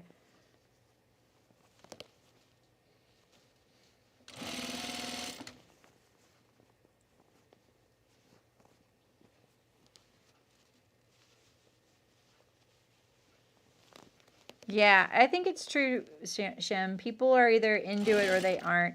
I don't really care either way. On my own garments, I do prefer French seams because I really like the way they feel. And there's something about it that feels less fragile. Yes, right, Libby? They did. Oh, those rotisserie chickens. I think that they were doing that before it was like a thing in grocery stores to have them being for sale too, you know? Yeah, like I'm fine with either. And it is interesting, like the overlocker I think was originally intended to sew knits, not wovens. I could be wrong about that. I was thinking about that the other day, and I could be actually wrong. Maybe they because it seems like something you would invent for the garment industry to make things faster, because it's cutting the edge and finishing it all in one step, right? That is such a industrial thing to do, right? So, but at the same time, yeah, I don't know. Yeah, me too, Shem. I like it because when I put on the garment, I feel like I can really be rough with it when it's got French seams. And when it's serging, I'm always a little bit nervous. I'm going to catch the thread. You know, and I really resent the fact that our sergers just aren't as good as an industrial one, you know, because I have workout pants that I've had for, I'm not kidding, like probably as old as my daughter, right? And there isn't a single thread that's pulled out of those flat locked seams. And I just feel like what the heck? Like why can't my overlocker do that? I haven't gathered this one up yet. So let's gather this up. Yeah, I'll just overlock it just because I'm getting a little bit hungry. Yeah, and the serger is such a nice tool though, but I don't think it's absolutely necessary. Yeah, exactly, Diane. Exactly. Yeah, I feel like that maybe I had made that fact up in my head because it was very logical, or someone told me that. And maybe it's true that it was designed for knits. But I think about it more and more. I'm like, was it though? Because knits don't need to be finished. The edges don't need to be finished. They don't unravel, right? I'm sure this is a very easy Google search thing to do, right? So I'll figure it out. Did I get my top notch on the sleeve? Oh yeah, I did. Good. Ooh, I was about to be really unhappy that I didn't have a top notch.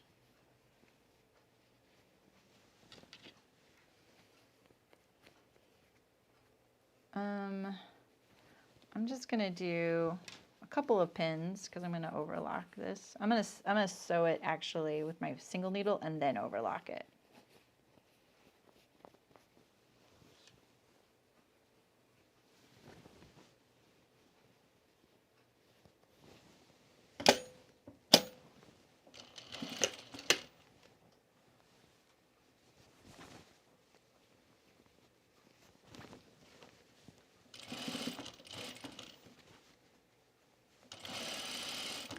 I've been trying to sell a serger and I haven't had a single person interested.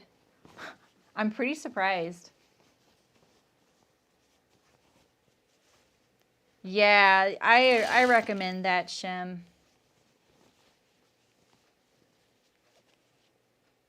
Oh my gosh, Ray, you had those in Illinois? Hi, how are you? I almost texted you or messaged you a picture of the little kitty. He is just happy as a clam living with us. And I think his name's Newton. Oh, what happened? I lost the chat. You guys still there? What the heck? I just lost the chat. It just closed. There we go. Right, Mafiosi? Maybe that's it. Yeah, so the standalone, that's why I'm selling my old serger, is because it did both. So someone could buy it if they only needed one or the other, right? If they just needed a cover stitch or they just needed a serger, if they already had one. But since I bought 2 machines to replace it, I'm selling it now. Okay, good, yeah. Yeah, right, Diane? I know. When I bought mine, I actually didn't know I could buy both. This is when a salesperson just isn't really paying attention. You know? It's like, dude, I would have bought 2 machines from you if I'd known. And I didn't know about their covers. Their cover stitch was like $400 at the time, which was not bad because I was buying a $2,800 machine. So I would have happily bought 2 machines. I would have saved more money. That's probably why he didn't tell me about it, to be honest. I was like, wait a minute.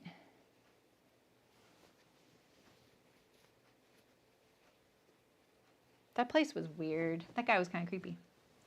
Ray. Not in the cabin. Nope, not in the cottage. He's not a cottage kitty. He is living in our house. Although he wants to go out at night at about 4:30 every day, every morning. He won't use the cat flap. He's kind of like, yeah, that's nice, but no, I want you to get up. So we're trying to get that, you know, sorted because he doesn't like a litter box. He doesn't use. Oh, in the DC area. Oh, okay. We have a litter box in the house, but Haku uses it, and we're just kind of keeping him like, keeping Haku and giving him his own space, you know.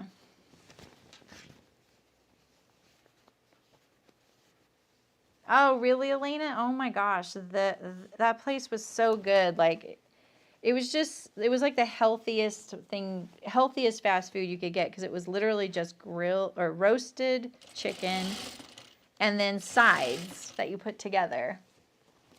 Exactly, Libby. Yeah, that's exactly why I didn't tell me about it.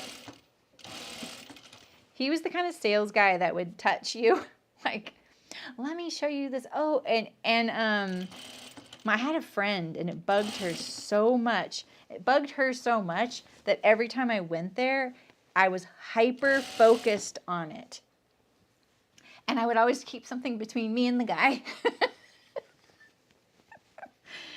You guys, I'm kind of a weirdo in real life. I don't know if you know that, but, you know, if you ever meet me, you're going to be like, oh, I didn't know how weird you really are. I'm really weird.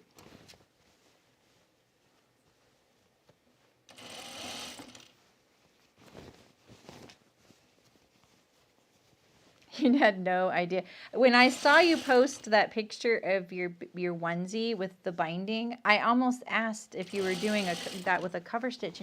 And are you... You are, but you have to convert, right? All right, let's go to the serger. It was next to a Taco Bell. Oh, yeah. Definitely a different audience.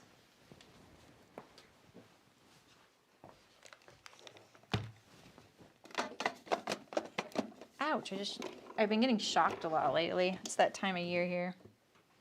Okay, no more pins in here, right?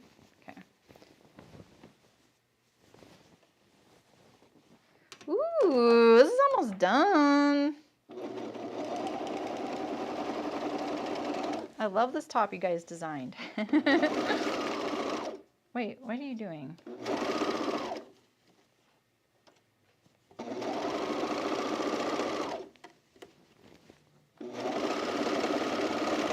I still have a lot of fabric too, so maybe I will eventually make like a little Reynolds top from what I have.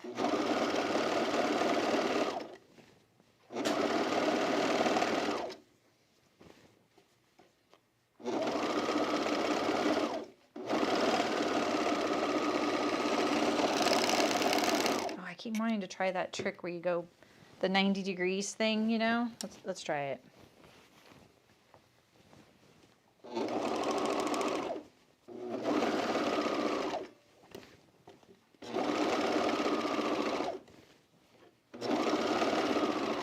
What am I going to wear this with?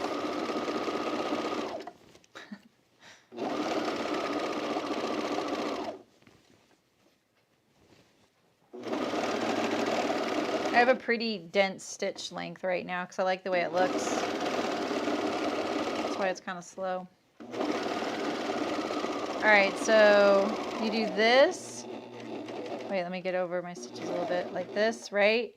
And then you... How do you do this? You flip it like this? Do you flip it? Oh my gosh, no, you can't flip it.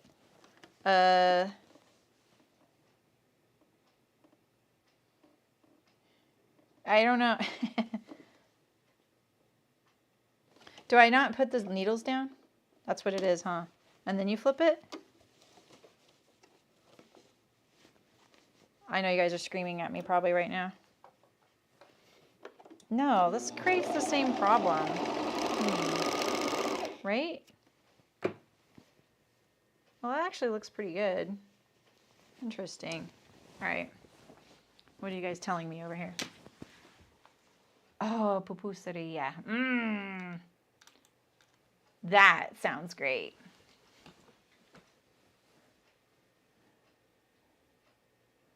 For pocket bags, yeah, I actually have the pockets from this. It's just sitting over there.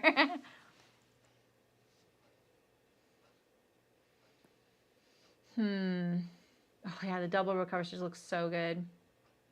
Right, RG? I know. It was so weird. That guy was so weird. His wife worked there too. All right, let's button it up and see, or at least not button it up, but let me see where my hem needs to be, you know? Well, actually,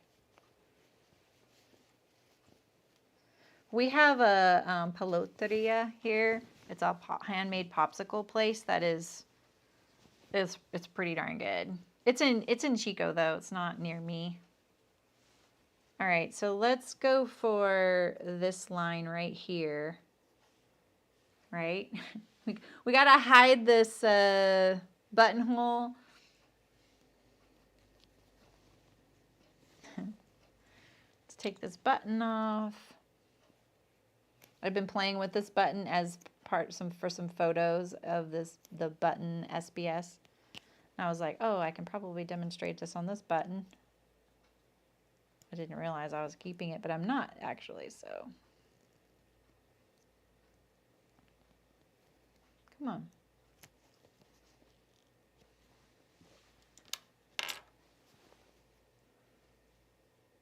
Okay. We just gotta get this buttonhole into hidden, right? Okay. A lot of times what I like doing these hems is I like to like fold it like this, fold it up like that, and then fold it down, right? So it's got this little, but it has this little like corner turn back. It's nice if you can get it and it lines up like, you know, with, like it's a miter, right? You'd have to use a lot more fabric though.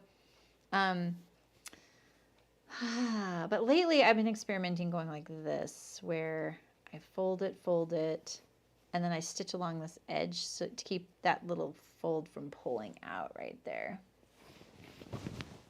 So that's what I think I'm going to do. So this is why not stitching this all the way through is kind of a problem, because it starts flaring right there. So I'm actually going to stitch across this so it doesn't flare. I should have just gone through all the way to the edge. And then this side too.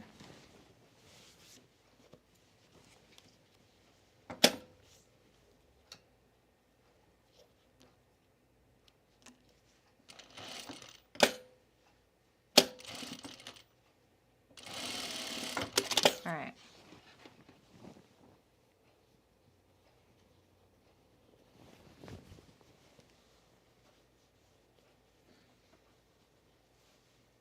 We're going to have to do meetups around the country one day. We'll just do the So live tour, I guess. I don't know. Now that we don't have an RV, I don't know.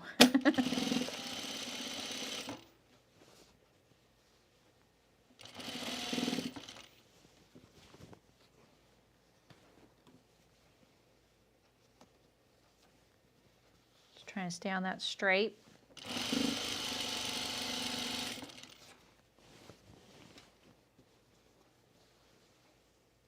It's this one. Wait. Which one is it? That doesn't look right there. I think it's this one. Getting a little off track back here.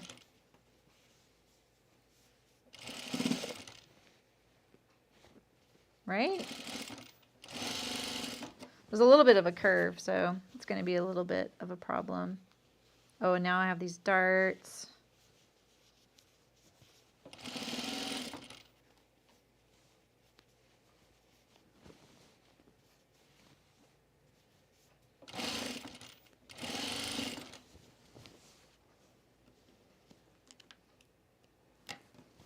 Bus tour.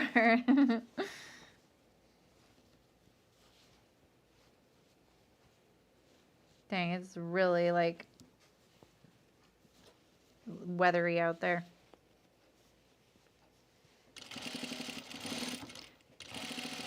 Sort of wish I wasn't rushing this hem right now because it's feeling a little bit tricky to stay on track here because of that curve. Okay, so now we're at the side seam over here. And because see, look, here's the line I'm following and like it kind of disappears right here. So yeah, that's a little tough.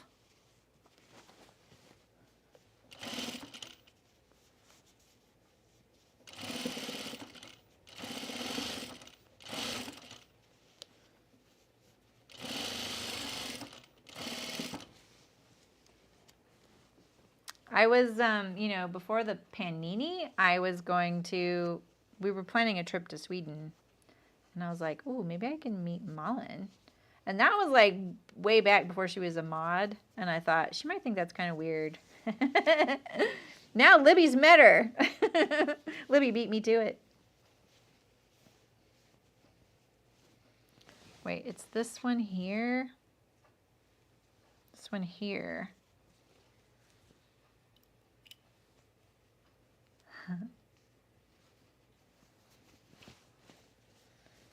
Okay, right here, here. All right, we're gonna sync back up with that line now. Let's hope this line is actually the right one going around.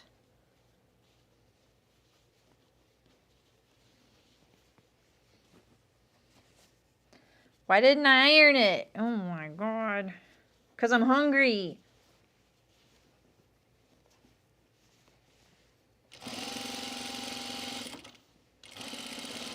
I'm feeling like I sound like a Snickers ad right now. God, that'd be like the worst thing for me to eat if I was starving though. Meltdown incoming. All right.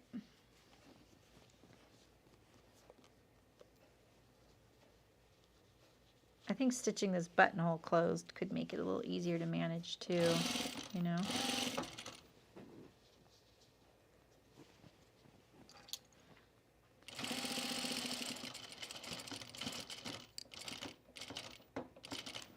I'm gonna stitch along this edge here. Phew.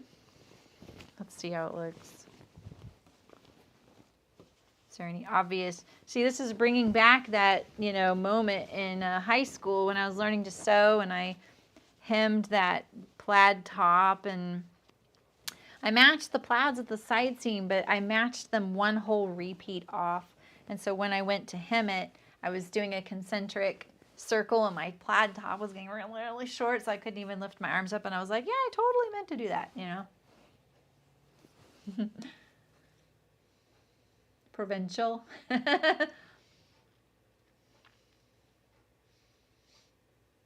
you're hungry, mistakes happen. All right. Let's put it on the dress form, shall we?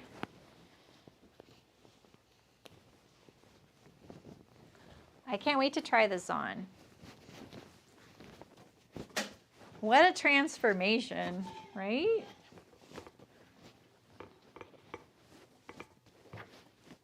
A lot of threads. Oh, that is just so cute back there. Those little sleeves. Oh, yeah. I'm so happy.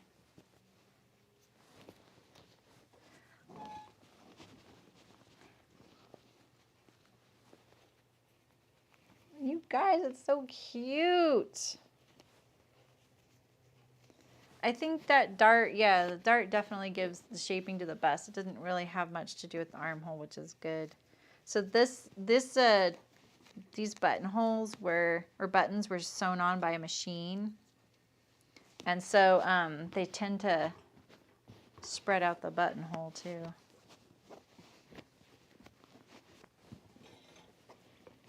There we go. Let me get it all straightened out, sorry.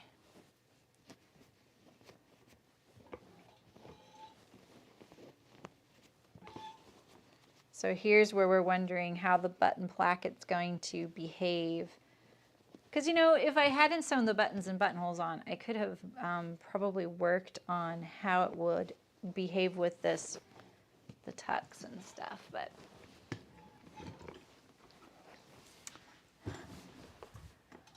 Yeah, it looks pretty cute. It looks really snug, doesn't it, on the dress form? It's not, though. Just skims.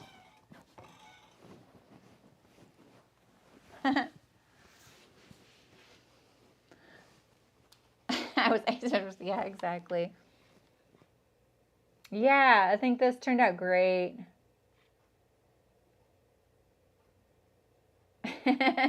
I was very much on team Peter Pan collar, Ray. I was 100% there.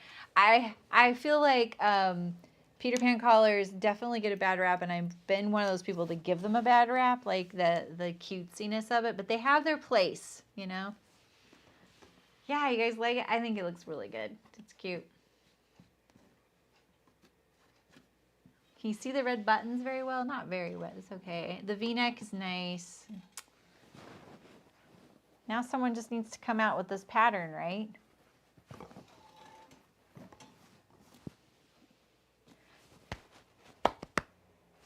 I do, Shem. Yeah, the V-neck's great. I'm definitely going to wear this. I could wear it with jeans, right? It looks cuter. The waist treatment is so great. It's so comfortable, and it's like with that little bit, you know, like it's like it's giving you shape without being constricting. That's what I was trying to say about the elastic, you know, this kind doing that, and the waist, because I think that is also really, it's very forgiving, you know. A little skirt, you think so? Because you know what I was thinking is I have the Azores skirt by Deer and Doe, but I just thought this fabric might be too lightweight. But it has the button front placket, and I have more buttons. So maybe I'll wear this on Saturday. Oh, I'm so excited. Oh, it feels so good to deal with this dress too. I was so sad. Oh, now that Ray, that would have been cute though. What if I did this? Oh, is this too much? What about my little red belt?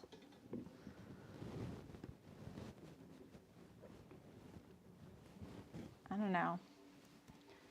I have my little red belt still.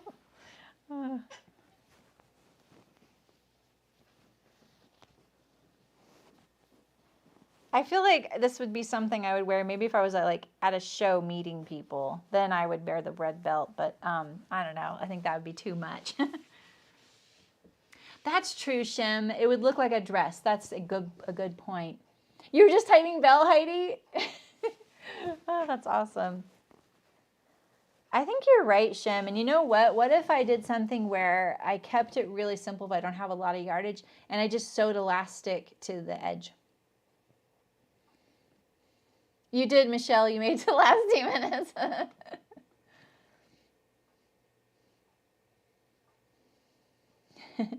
The belt takes away. Yeah, it does kind of take away from the shaping, huh?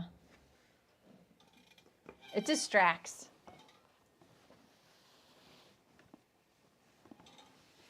Team no belt.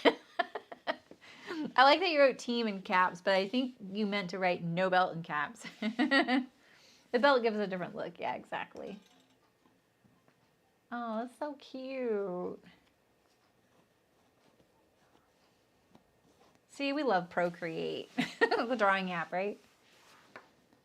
Yeah, like maybe with the skirt that Shem's recommending, Elena, then the belt could work. Yeah.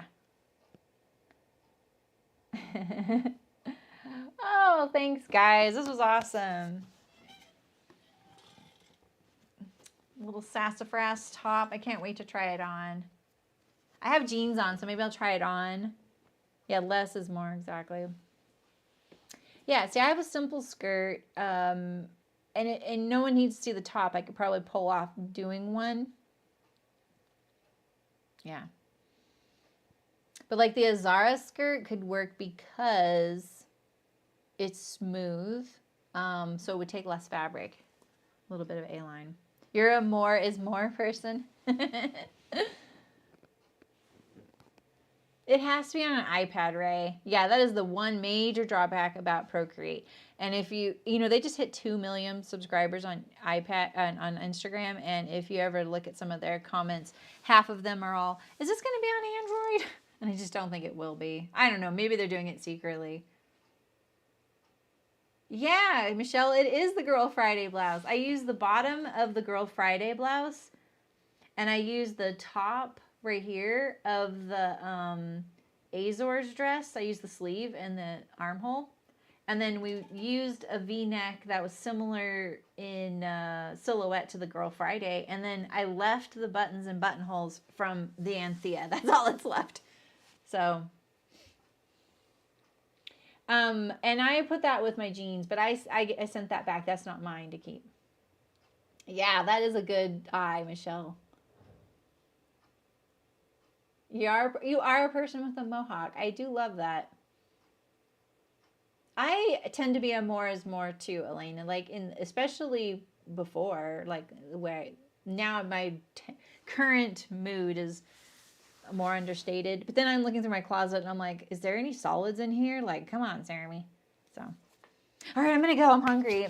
I'll see you Saturday. I'm gonna be refitting the Don jeans, just like I did the glissando pants yesterday. So maybe that's a little too repetitious for you guys, but yeah, maybe I'll be more aggressive with the fit of those too. Maybe I'll get my husband to help me pin those better, even though now I pricked myself, so now yeah.